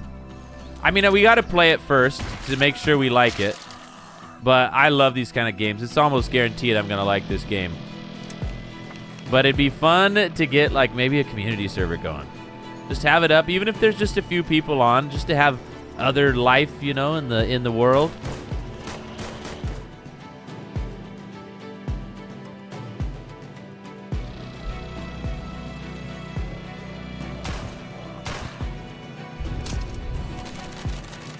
The graphics look kind of smooth, but honestly, I don't mind it as long as the gameplay is good. Looks like it'll be easy to run. Although I say that, but these games are always nightmares to optimize. Does it have 7 Days vibes? Yes. I love 7 Days to Die as well. Janky ass game, but it's one of my favorites.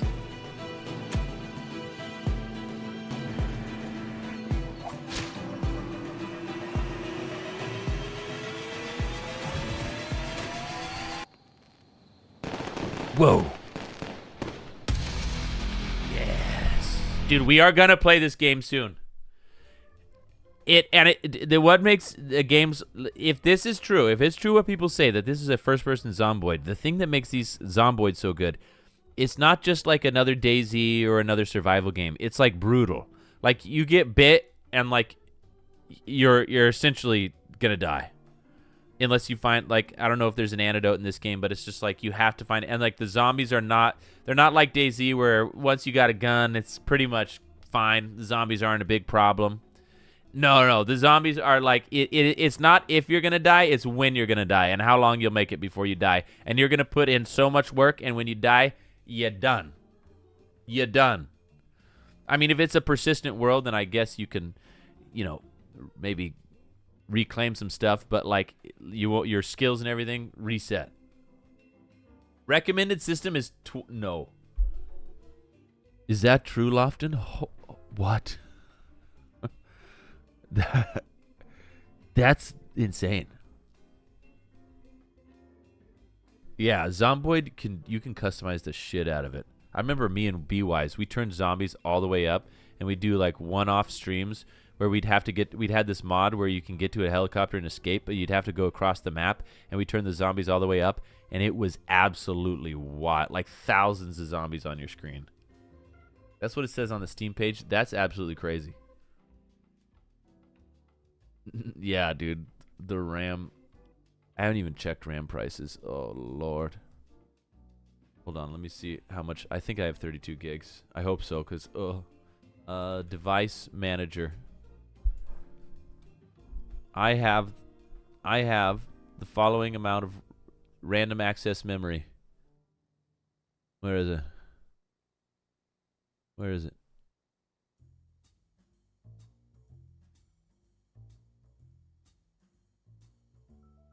What the hell? Where's the RAM? Performance. Task manager? Oh yeah, duh. I was looking in device manager. I mean, I should be able to find it in device manager. I have 32 gigs RAM. Okay. Whew. Whew. Whew. I know I only had 16 for a while because some of my RAM sticks died and I took them out and I just never got new RAM, but apparently I did at some point.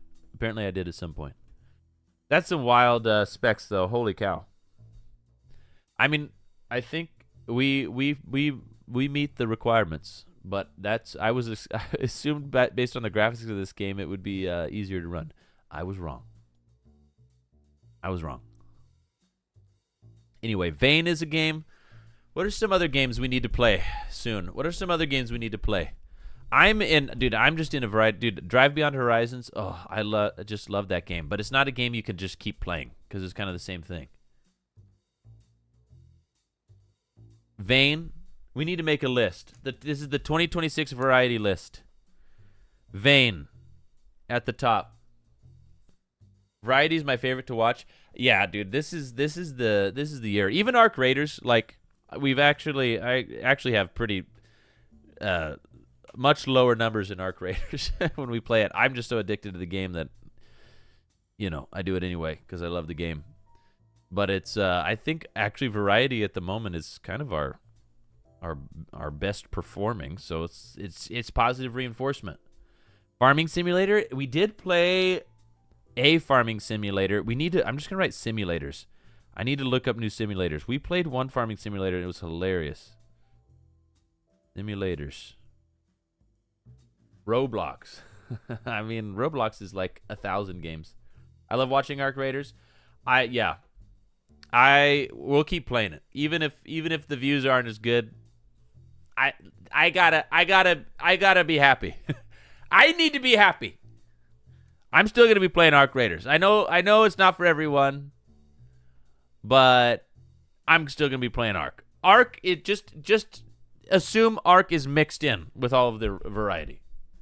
Have you heard of a game called Soul Frame? No. Good to see you, Ringer. I'm writing it down. You have to try to finish. Are we there yet? Lemon was so infuriating. Lol. It's true. I forgot we didn't beat that. RV, yeah. It'd be fun to find a couple others. Hear me out, Star Citizen. I tried Star Citizen. I downloaded it off stream. I just sort of dabbled around. The game ran like shit. I couldn't figure anything out. Brothel Simulator. Is that real? Lord have mercy.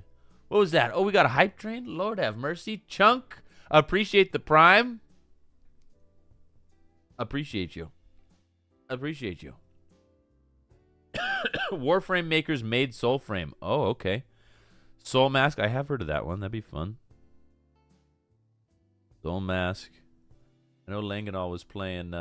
It would be fun to do Enshrouded. Oh, you said that. Enshrouded. Conan, always good. Arc 7 Days, Power World, No Man's Sky, Valheim, Satisfactory. Of those games, I mean, we have done a full playthrough of Conan Exiles already, ages ago. VR, Sippy Sip. We did like 2 streams of Enshrouded. I'll write it down. Could be cool. Arc. Lemon hates Arc. 7 Days. We have done 7 Days before. I've never played Power World. I don't know. The hype might be over on Power World, but I'll write it down anyway. No Man's Sky, Valheim, Satisfactory. We've done Valheim quite a bit. A lot of the problem with some of the more in-depth games is Lemon won't actually like put in the hours off stream or like to like build a base. It's got to kind of be a game where you can have a little more instant gratification. For like solo streams, I can get into those. But for the duo streams, I could just guarantee you, if there's too much like crafting or base building, Lemon's out. Star Citizen cost $100 million. The low price. Once Human and Power World have combined in a sense, they're like merged. What? We did play Once Human, I think once or twice on stream. V Rising, is that the isometric one? I'm writing all these down. I'm gonna make like a big list, and then after the holidays, we're gonna play. I mean, even before the holidays, but I feel like the holidays we're just gonna be probably playing a lot of Arc Raiders and just getting through it, because it's gonna be the stream times may be a little inconsistent until the holidays are done. Not that I'm going to stream any less, just random, less consistent schedule, I should say. Like, I barely stream on Sundays, but I might be streaming more Sundays because there's just so much going on in the holidays. And Lim has got kids, so you know he's got to take them out to see Santa. He's got to take them to the Christmas bath. You know, regular traditions. Rap House Simulator. Okay, writing it down. Like a rap, like a food wrap. Rap House Simulator. Beautiful. These are great ideas. I mean, Vane's a guarantee. We're gonna definitely get into Vane at some point. I'll look these other ones up. And RV there yet. I think we got to do that again. It'd be fun to. I don't know if Lim is not into it, then we'll play. We'll find somebody to beat it with. But I feel like Lemon would be into it. Have you ever done Helldivers? Yeah, when it first came out, we did it like 2 or 3 times. It was a blast. Love Helldivers. Helldivers is one of those games that's so much fun to play, but once you stream it like a few times, you realize how repetitive it is. And it's just like, sometimes it's like, you know, for streaming games, it's like a balance. We don't want to get stuck on a game like Tarkov or whatever. Like, obviously, if we were playing Tarkov 1.0, we'd have lots of viewers and it'd be great. But we also don't want to like just force ourselves to play games just because it gets better viewers. Because we did that with DayZ for years, and it totally burnt me out on DayZ, which is a shame because DayZ is one of my favorite games of all time, and we just burned ourselves out because we were afraid to play anything else, or at least I was. And so now it's just like, but you also can't, like, we played Diablo when the Diablo beta first came out for the new Diablo game. We played it, and it was like, no, like the word, just not our community. Our community was not into it. And so it's just like, okay, I actually had a lot of fun, but you know, it's a balance. It's a balance. It's still got to work for the stream. And Helldivers was amazing, but playing it more than like a couple times, it just became like, so like, just there wasn't any like goofiness after a while. You know what I'm saying? But an amazing game. Absolutely love that game. Masterpiece. DuckTales Remastered. What about roguelike games? Absolutely. What happened to Dune? We played a lot of, dude, I played a ton of Dune. And that I played Dune, and it wasn't actually great for the stream, but I was just so into it that I played it anyway. We played the shit out of Dune. Sexy Asian girl, thank you for the raid. How was your stream? What were you playing? Okay, I'll check out Helldivers. Dude, if it's got some new content that would be fun, I'll play it. There's also like different game, like the duo streams that Lemon and I do versus they're like solo streams. Some games work for a solo and don't work for a duo. So there's some games that just won't work for the duo stream. And there's some games that like are just better for the duo stream. You know what I'm saying? Oh, Goosey over here just refreshing on its own. Up. Oh, you guys! Oh, caught! You guys are seeing my recommendeds here. You guys are seeing my recommendeds. Yes, I did watch some of Dr. Mike versus 20 RFK Jr. supporters today. Oops! Hide! Dude, those Jubilee videos. I don't know. I don't know if they're good for society. They're entertaining.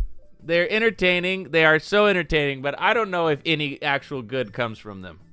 They frame themselves like, we're just doing real conversation, but it's just like, dude, it never feels good watching those. It's just like,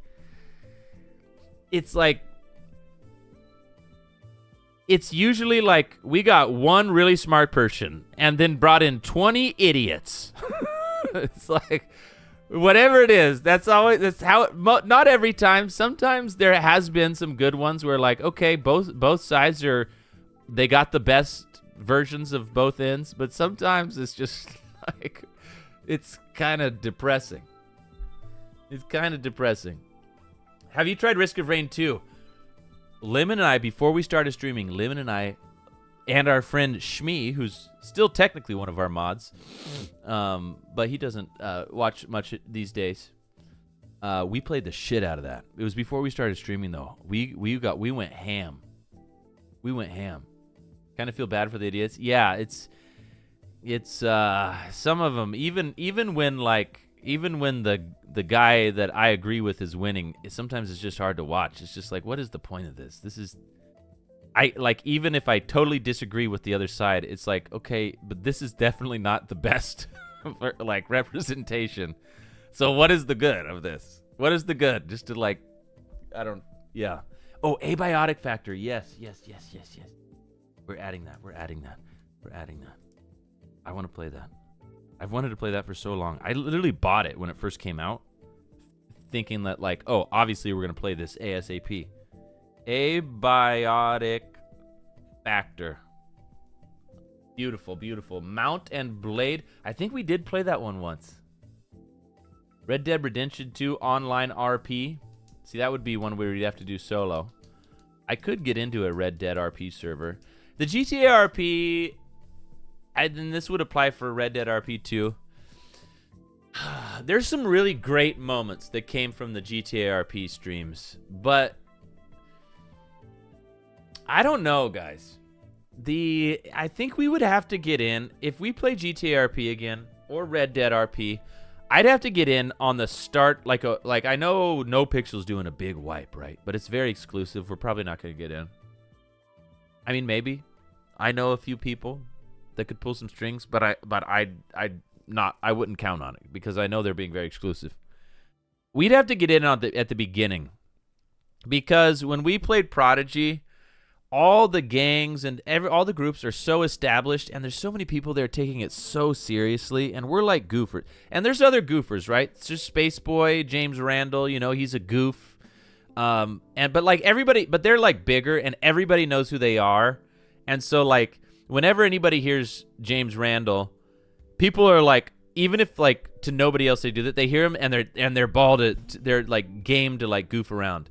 But when they don't know you, like nobody in GTRP knows me. So they just like, it's so hard to crack the seal, because like if you want to join a gang, it's like a 2-month process that I'd have to play 8 hours a day just to get into a gang, or to be a cop, or to be anything. And so it's just like, I want an RP server like I can pop in and out of. And if I get really into it, great. But I don't know. It was all the stuff is too established, and it's way too much tedious work to even be considered to get in to any of these groups. Unless you're a giant streamer, then you can bypass anything, because everybody just wants you part of their group. But nobody knows who the hell we are in GTRP. So I'd play GTRP again if we got in on like the launch of a new server. But otherwise, I don't know. Even though there was some hilarious, I mean, even in the Trash Man Awards on December 11th, there's like multiple GTRP clips, and they're like some of my favorite clips. But the amount of like nothing in between those clips, or just like trying to force a storyline because nobody will give you the time of day. And it's like you and like we pick up like one or two other stragglers who nobody gives the time of day. And I mean, that could be fun, but I don't know. You can only do it for so long. Sounds harder joining an actual gang. Exactly. The rep grind. Yeah, the actual like game behind our GTRP, I'm just not interested in all that grinding. I want just like a sandbox. I don't want to actually have to do like actual real grinding and resource gathering and all that shit. I'm not going to do it. I'm just going to be honest. I ain't going to do it. Unless I got it on the front end and we got it into a real cool thing, and then like I actually got like hooked on it and I was playing enough to like, and people were enjoying it enough, then okay. VR chat, I don't have VR, but I've heard that VR chat can be a dangerous place for a streamer. I feel like I've heard it can be a dangerous place. You can get into a lot of trouble, but it does interest me. It does interest me. The Long Dark 2 Black Frost. It doesn't have a specific launch date aside from 26. The Long Dark is a great game. Yeah. Oh, I played The Long Dark. Okay, I didn't realize. Long Dark sequel. I like it. I like it. Please watch some proximity chat. That's VR chat, right, Cora? Can I get you to react to some YouTube videos on VR chat? I mean, yeah. DM me. Do you have some in mind? DM it to me. We'll do it right now. We're just gabbing. I feel like it's too late to start gaming, so we're just gonna. It's a lazy Sunday secret stream. We're just gonna keep on chit-chatting. YouTube his name. Okay. Oh, his name is Proximity Chat. I've seen some of this guy's stuff. I've seen. Doesn't Wubby watch some of these sometimes? I'm the most wanted man on VR chat. Okay. All right. You'll see what I mean now. Like, I really want to do this, but I'm also afraid, like, one, there's going to be some weird stuff with, like, there's going to be, like, kids, and it's going to be like, oh, how do I navigate this? Or it's just going to be very, very, and I'm trying to say this nicely, very fragile people. Let's see. And proximity chat has actually been known to fucking kill people, have people killed by people showing up at their houses. I didn't know that guy had people killed. It's actually, no. So, proximity chat is the guy streaming, and these people don't know, by the way. This is the context you need. I know enough to know that he sneaks into these places, he's notorious, and people talk about him not knowing that it's actually him. He doxes their location, and people fucking show up to shoot him.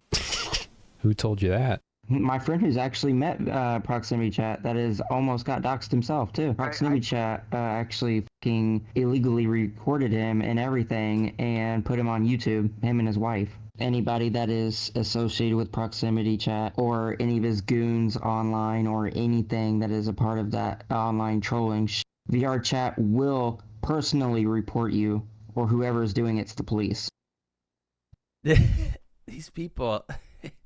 I wouldn't know how to navigate if I met these people. I'd feel bad because, guys, I'm not trying to be mean, but these people are not healthy people. These people are not healthy people.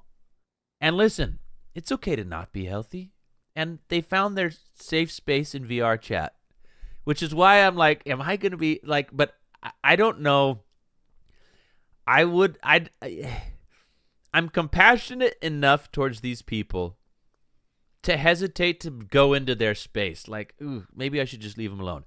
But I'm not compassionate enough to, if I was in those places, I feel like I would do something. It would be very hard to maintain any kind of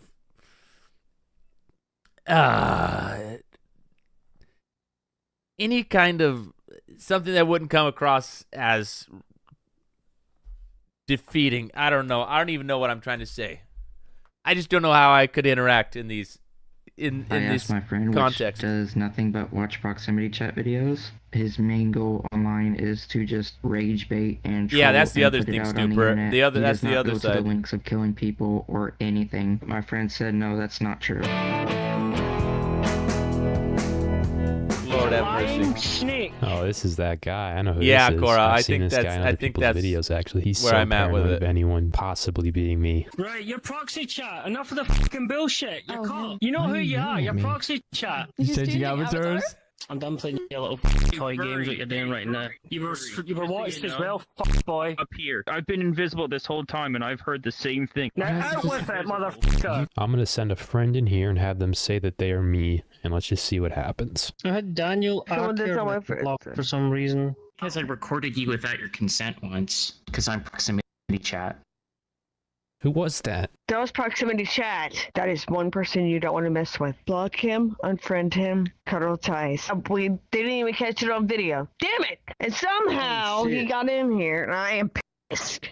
That was the proximity chat. I need everyone to shut up for a minute. I need to ask each and every person that is here. I'll pull up their ID right now. Daniel Ackerman. Who did he join off Is that of? true? Oh, me. I didn't know he was a bad Lord, person. Lord. He will do whatever it takes to get under people's skin. Take him out to the water now.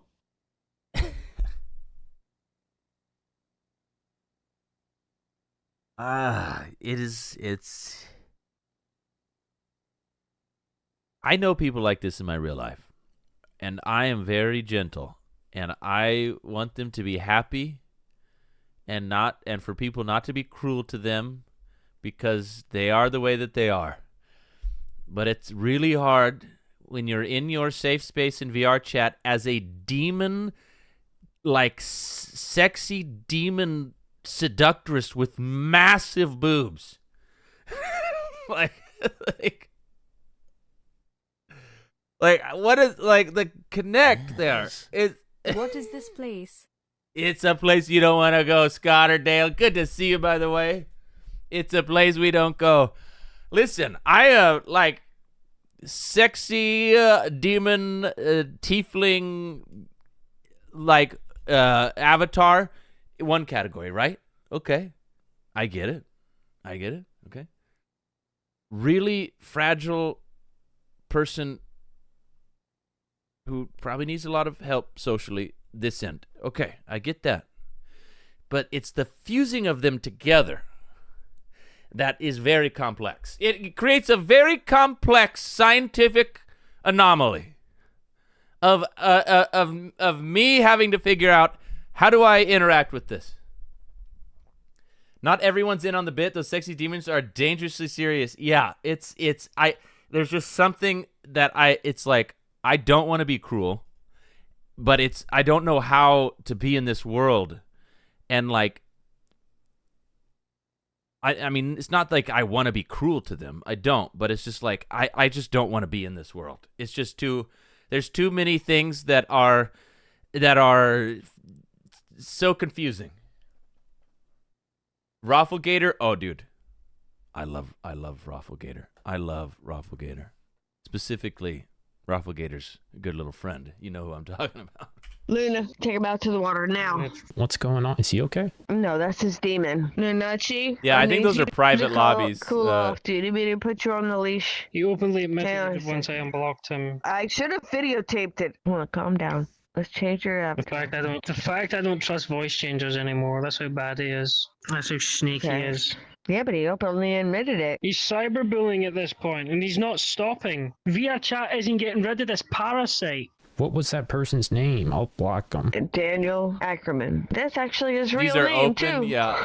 Let me send it to the police. Is And he it also, dildo? here's another thing too, what he does too. He clips old videos and puts them into one of his news videos. Hey, Nanachi King, I'm gonna put you in my most recent video. It's gonna be a real firecracker. Oh, it's him again. There he is again. Yeah, you're the connection. I don't know that guy. Because he wouldn't be in here.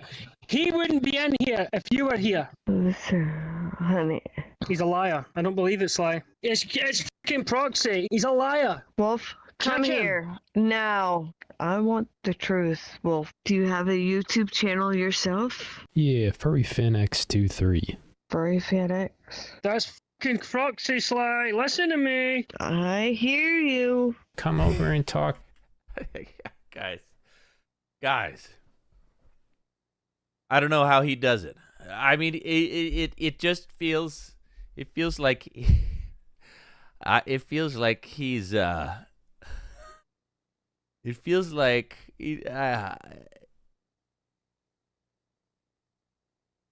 I don't, dude, my brain can't even talk about this. I don't even know how to talk about this. Like, proxy chat's not doing anything wrong, it seems like, but he's also, somehow it also appears that he's taking advantage of unhealthy people. I don't know where the line is. It doesn't seem real, but it is. Exactly.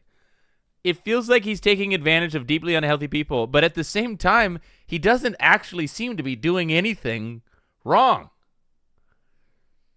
I don't know. I don't know where the line is. I don't know how to. I don't know. I wouldn't know what to do in this situation. Flirting with the ban here. Listen, I'm being very understanding here. All right. Oh, he's flirting with the line. Oh, yes. Yeah, it's a moral gray area. Like I would more be apt to just leave these people alone and let these sexy double D demons and other sexy animals of various kinds, bipedal sexy animals, live in their little tropical house in happiness together. That's fine by me. I don't think I need to put myself into this situation. Let the Juiceman go wild. That would be cruel. Now that would be cruel. To me. Go Lord. yourself. Why is he so mean? You should already know the answer to that, Proxy. Just breathe, sweetheart. You're okay. What's wrong? Proximity chat. Yep, he's here. Oh, now this guy knows. That's proximity chat right there. You need to get out of here. I'm friends with those guys. I knew you were. I'm so confused. I knew you were proximity chat, you motherfucker. God, I don't know. I feel like he must have done something off outside of the video. There must be another video. I am not a furry. That's Goosey. You're thinking of Goosey. Different guy. He does nothing but watch. So are they just mad because he just posts them? This is crazy. I have to piss like a racehorse, guys. But listen, speaking of VR chat, we should pull up a little Rafflegator. Much more my speed. Marcus, and if you guys don't know who Marcus is, you're in for a treat. All right, you're in for a real treat. But one sec, I gotta go pee, and then we watch a little bit of Marcus. And I know a lot of you know who he is, but if you don't know who he is, don't look it up yet. Let's discover together. I'm literally handing you on a silver platter your next YouTube binge.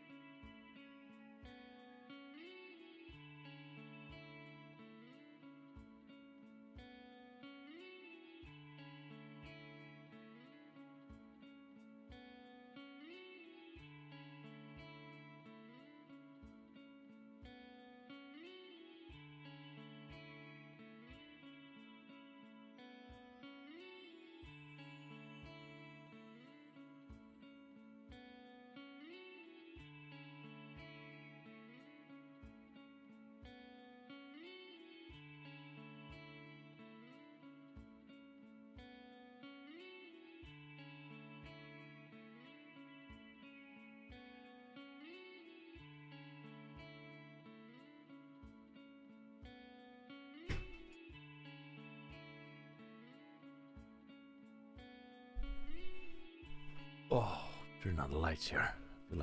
Feel like I was living in darkness there. All right. One sec. Let me check. Un momento.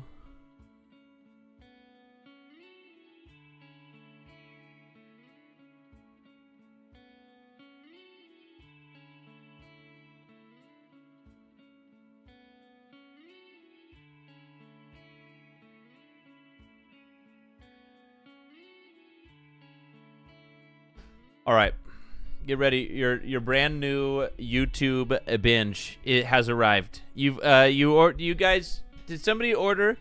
Somebody didn't know what to do with the rest of their night. They needed 5 to 6 hours of quality content. Well, it's arrived. All Marcus content thus far. Holy shit! Oh, I mean, Marcus, what do you? Guess we just click on this. What are you doing here? I told you, Marcus. I told you can't. Okay, all right. Hold on. Let me set this up. So this is, I forget the name of the streamer. This is another. So Rafflegator is the person filming. Marcus is another streamer. I don't know how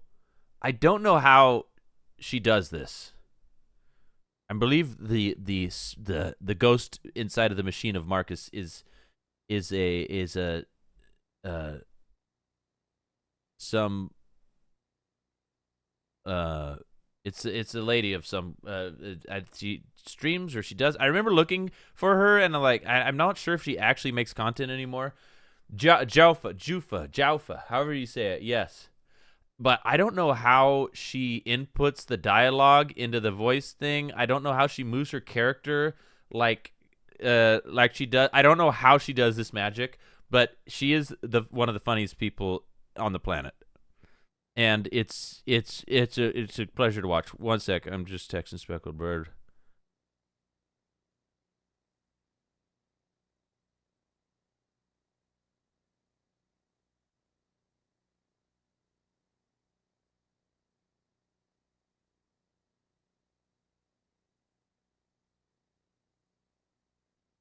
One moment. Come into work. How have you been? Oh, you're saying hi to Speckled Bird via my text message. I see. I thought she came into chat. I'm good, Marcus, but I really don't think you should come into my job. I'm no offense, but everywhere you go here is to make amends with the cartel. The cartel? Marcus. They've taken Jimbo James. Who is Jimbo James? Who is a Jimbo voice to text speech? James? Yeah, but dude, she must be putting it in Marcus, what so are you fast. doing? And how's she doing it while moving? Hey, do you guys mind? All right, I'm trying to. I listen. tried putting this thing in my anus. I'm sorry. Marcus, please. There's like whole Marcus, storylines. Please, didn't work. we need to talk. All right, Marcus, I can't They have you talk showing and up it to turns work to now. Oh, okay, I wonder okay, if okay. They have hemorrhoid cream around here. We do. We have it. Would you like me to take you to the... Where are you going? Would you like me to take you to the aisle, Marcus? It's not your size. Like, she must have a full bodysuit, right? It's not your size. What the fuck? What do you mean, what the fuck? Why does it say intimate apparel? It's just a bunch of t-shirts. It's fine. We'll fix that later. Look, Marcus, all right? Whatever you need. Okay, this is a 2-hour video. Let's find some more highlights here. This is going to be a long one. Okay, hold on. Let's see here. Go shorts. Where's the one? Marcus, listen, all right? My buddy Wyatt says you guys know each other. Big guy. Okay, I guess you guys do know each other. Marcus. If I could get it on this server, I'd be into VR chat in a second. Shoulders classic clean dandruff shampoo. What? Okay, I refuse to believe that Wyatt is a special agent. A code name from Slovenia. Wyatt is not a special agent. Look at him. There's no way this dude's a special agent. I'm sure you could. Don't. I remember it like it was yesterday. The 1976 bathtub soup. Murder Crumpet? Is this the other guy? I wasn't gonna tell you about my operations. It was crazy. Me and Marcus went wild. Wyatt, I've known you for years. I know you're not a secret agent. You climb on top of furniture and scream and take off your clothes and do like helicopters with your penis. Like you don't. The new Marcus. What's wrong with This that? is special agent I head could never and outdo. shoulders I could never outdo clean Marcus. Dandruff shampoo. But I'm down to try. Classic. I'm down to fresh try. And nice shampoo. Marcus, Okay, listen. hold All right. on. There's one. Where's the one where he pulls the gun on it? There's another character in Raffle Gator's extended universe. He's the little alligator, the tiny one, and he doesn't talk. Oh, I love that one. I don't know where it is. that? Marcus, I know what you're gonna do. If I turn around, you're going to disappear. I feel okay? like I'm not represent. Dude, he's so. I mean, these are funny, but there are ones that are. Oh my god, so funny. Wait, stop! Ow, no! Wait, what? There is something there. What the hell is that? Okay, I'll go check it out. Hello? This is too 10-year-old brain rot. This is not 10-year-old brain rot lang at all. It's probably too advanced for you. It's probably too advanced for you. Oh, hey, what's up? It's me, Timothy Exotic. Nice to meet you. Timothy Exotic. That's your name. Timothy. My name is Timothy. Timothy Exotic. Exotic. What's up? Hi, are you friends I will with... douse you in gasoline and ignite it into a fiery, sacrificial display of immolation from my own satisfaction, you stupid, idiotically Berman. You guys friends? See, that's what I like about, this person right here. Because, they're pretty chill. Yeah, it seems like you guys have a really good dynamic with each some other. Corn chips. Honestly, I'll take it, but I don't want to eat too many because, this is also yours, right? So, I don't want to interrupt you in your munchies. You feel me? You don't like this guy. Listen here, Robert. It's been nice talking. Wait, before you leave, can I ask you something? It's something that's been killing me. I'm gonna head out. Good night. Okay, you said that was Jimbo James, the guy with the green, the frog, but you also said he only speaks Cantonese. Yes. So if you and him know each other, does that mean that you speak Cantonese? Because how else would you know that's Jimbo James? Yes. What? I'm realizing now, there's not a great way to go through this content on stream. This is something you need to go into bed. You need to put the covers over, all right? You need to turn the lights out. You need to get your phone out. And you need to spend 3 to 4 hours scrolling through this content on your own. Okay? There's not really any reaction. There's not really anything I can add to this. Maybe a little edible. I will commit a home invasion now. You need to stop. You have money. Why are you doing these things? You have money. What? I don't even understand. I don't understand. He's running. That's just normal. I don't know. All right, listen. You've been introduced. The rest is up to you. Rafflegator's the guy who puts out the content. Marcus is the name of the character. I have spent hours watching this. Hours. All right? All right, I'm going to show you one more. I think this is what the hell? This is the one. What's that? There's something in the garage. You almost hit it. This is the one. Oh, Fredrickson. No, don't hit Fredrickson. That's my little cousin. You want to meet him? Fredrickson. It's really... Hey, Fredrickson, don't you be throwing that stuff back. Marcus, don't get into a throwing fight with Fredrickson. Marcus? Fredrickson? Why are you hitting Wyatt? Fredrickson, no, you're throwing shit at me. Look, that's my cousin. You guys haven't met each other. Isn't he cute? His name... Oh, yeah, this is it. I know. This is Here, it. I want you to meet Fredrickson, okay? That's my little cousin, Fredrickson. He's really sweet. Fredrickson, be nice. That's your godfather. Stupid, rotund, round, little bitch. Stupid head, got no hair. All round and stupid. He's an alligator. Tall looking. Fredrickson, put down the gun, all right? Guys? My bad. All right. Well, why don't you guys hug it out? I don't know why. I just love this.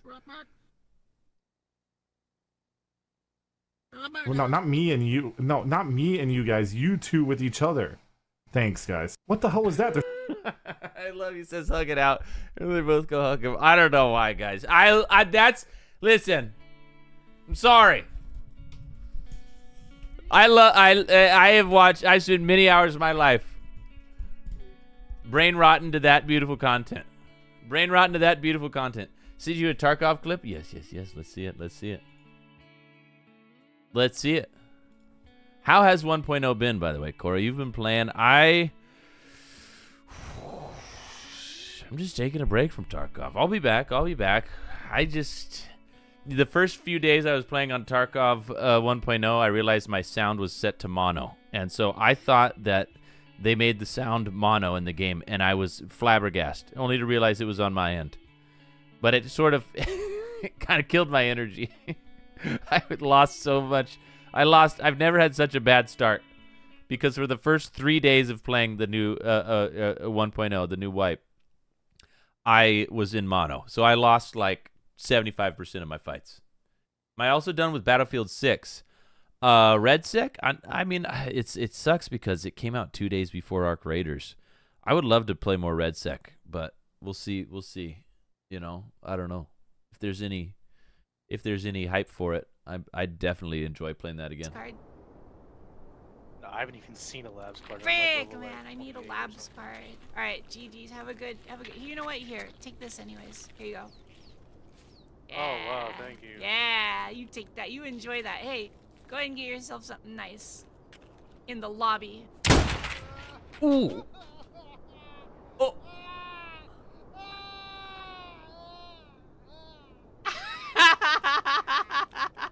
Cora has been, you've been negatively influenced by Juiceman. You and Juiceman play Twitch Rivals together, and now look.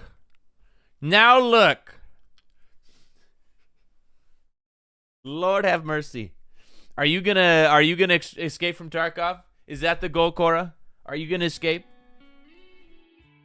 I can't believe I burned out on Tarkov right when they come out with the ability to escape. I've always been like this. Yeah, honestly, I know it. Is Arc Riders great or just a fun game? Oh, Arc Raiders? It is great. It's great. It's honestly, now that it's been out for a while, full Arc Raiders review is like it's a fantastic game. Does it have as many hours of content as Tarkov? I don't think so, but that's not, I mean, I don't think it's trying to per se. I'm like pretty much done with everything in Ark until the reset coming up in a couple weeks. But I can't believe how much I just love playing it. It's just so much fun to play, and I've put 150 hours into it, and I am still like, I was actually gonna play it tonight, but now that it's already been 4 hours, I probably won't play it tonight. I'll probably play it tomorrow. I just have a blast. Am I gonna wipe? Dude, they came out with the details. I'm just saying it is not worth it to wipe. Will I do it? I might still do it. Just to have have something to do, or make it more exciting for the stream. If I wasn't streaming, I would not wipe. The cool skin. Yeah.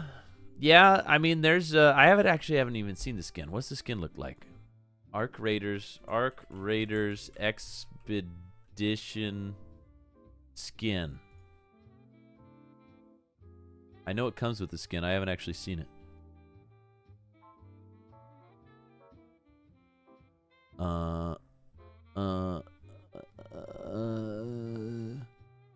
It's worth it over time. You'll regret not wiping in a few months. Dude, 12 slots is pathetic. 12 inventory slots. It should be 30. It should be 30, and it's pathetic that it's 12. It's not out yet. Okay, maybe because I can't find it here. I'm probably gonna do it. It's all about the skill points, dude. 1 skill point for 1 million. That's not even that big of a deal, dude. I'm not like this. I don't even know what to put my skill points in at this point because none of them seem that great. I'm like 68 right now. And every time I level, I'm like, I guess I'll just throw it into this. I don't need 5 more skill points for $5 million and to like grind out 5 million beforehand and to get 5 extra skill points. That's gonna have extremely minimal impact. And then you say long term, yeah, but am I gonna be going ham for like years and years on Arc Raider? Like I don't know. Especially when I'm not even max level yet. I'm just going to wait till the next cycle. I mean, yeah, I'm probably going to do it. I'm almost certainly going to do it. But I'm pretty displeased that I think that most people aren't going to do it. Eventually, when they first came out with it, with like they said stash space and skill points, and they didn't give the specifics, I thought, oh, okay, that's a good idea. I think most people will do that. But then I heard how little. I thought the 5 free skill points was automatic, and then your stash value gave you skill points on top of that, depending on the value. I didn't realize that to even get the 5 skill points, you got to grind out $5 million. And I didn't realize that it was going to be 2 lines of extra stash space. Division 2, the OG extraction shooter. I love Division 2. I played the shit out of that game. Yeah, it just seems, I'm super disappointed in how little they're giving you, because I'm pretty sure that means that I think the vast majority of people will not do it. So it's not going to feel like in Tarkov, when it feels like a fresh wipe in Tarkov, it feels like everybody's back to square one. It's scrappy and it's fun. This is going to not feel like that. This is going to be, I think, maybe 25% of the people are going to wipe, and everybody else, so you're just going to be fighting giants. You're just going to be fighting giants. You get to keep, you do get to keep them, so it will add up eventually, but that's just like, that's like only going to matter if you plan on putting 1,000 hours into Arc Raiders, which you absolutely could.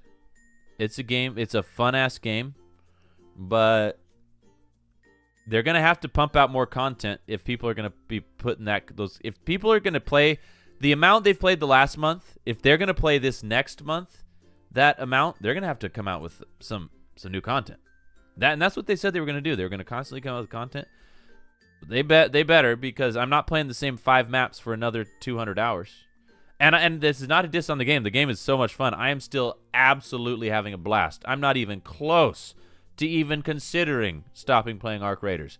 But just long term, with seeing how paltry the prestige rewards are,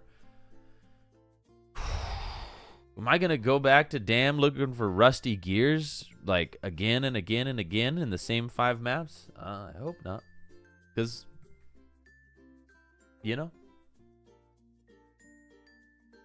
I have high hopes. Yeah. I hope they do. I hope they actually do match the content with the like, they're gonna have to keep people addicted to the game if they're gonna be resetting people for like very little reward.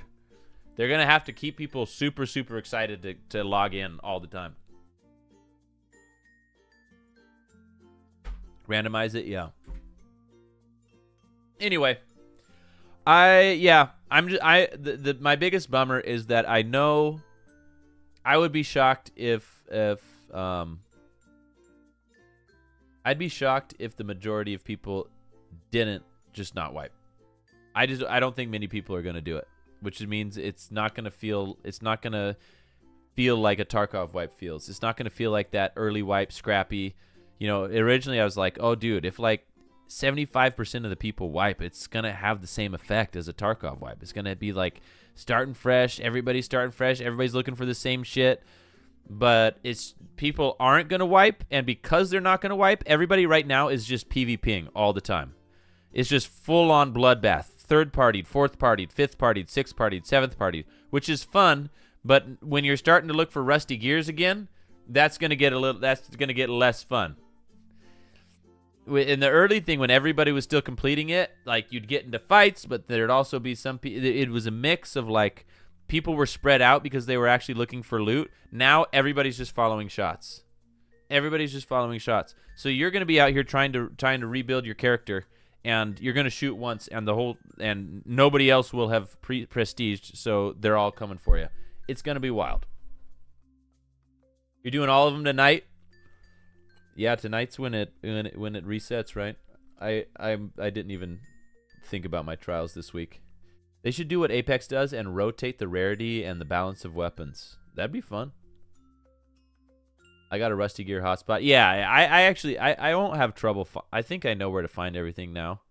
I'm just saying that like at this, it's going to be different finding everything now because if most people don't prestige, then that means all those people will just be PvPing the whole time, which is fun. But then it makes you wonder, like, well, if I'm just going to be PvPing the whole time, why did I prestige?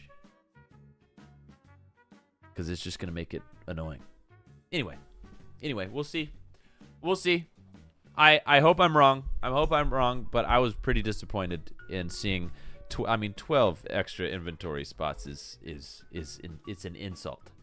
It's an insult to humans and humankind. To humans and humankind everywhere. Just take them off dead people? Yeah, with my free loadout. Because I just wiped my character. I mean, yeah, fair enough. I'm almost certainly doing it. So we'll see. We'll see. I'm gonna have fun either way because the game itself is fun, and that's honestly forgives many sins. The game itself is so much freaking fun to play that even if it's not technically worth it, I'm still gonna have a blast. So. We'll do that. We'll do that then. Expeditions every 3 months. I don't know. This one was like a month and a half, right? This one was very short. Almost too short. I kind of wish it was happening in January so we can just enjoy our loot for a while. This one happened quick. It'd be interesting to know their plans for the next wipe. Yeah. I kind of just wish they said, oh, it's going to stack. Well, and they said the rewards will get better as you continue. It's just like, okay, how much better? Because my thoughts of what this one was going to be is way different than what it ended up being. So what exactly, I wish they gave more details on like, okay, is it like exponential? I don't know. We'll see. Time will tell. Time will tell. All right, folks. Speaking of Arc Raiders, I think I'm going to be on a little Arc Raiders tomorrow. We'll be arcing it up. Remember, today was a secret stream. Don't tell anybody. It was a secret stream. Don't tell anybody. It happened. Okay? Or you won't be invited to the next Lazy Sunday super secret stream. Tomorrow I will be streaming, and I'm almost certainly going to be playing some Arc Raiders. Because despite all of my grumbling, I am still absolutely addicted to Arc Raiders. I'm absolutely loving it. I'll see you guys then. And then December 11th, we got the Trashies, the Trashman Awards. Very exciting. It's gonna be a great week. It's gonna be a great week. Wednesday, I don't know what we're playing, but we'll be playing something. All right, guys, I'm sending you guys over to Haas. Haas is he's doing some Sunday sillies as well. I'll see you tomorrow. Godspeed, good luck, and stay safe out there. We're signing. Oh, Speckled Bird is just came in right when we're leaving. Signing off, Speckled Bird. I see you just texted me. And absolutely. We're going to watch a little Pluribus. We're going to watch a little Pluribus, folks. All right, say hi to Haas. If you guys don't know Haas, you're missing out. He's great. He's like Will Neff's man behind the scenes, the secret to his success. But he, too, streams. So give him some love. I'll see you guys tomorrow.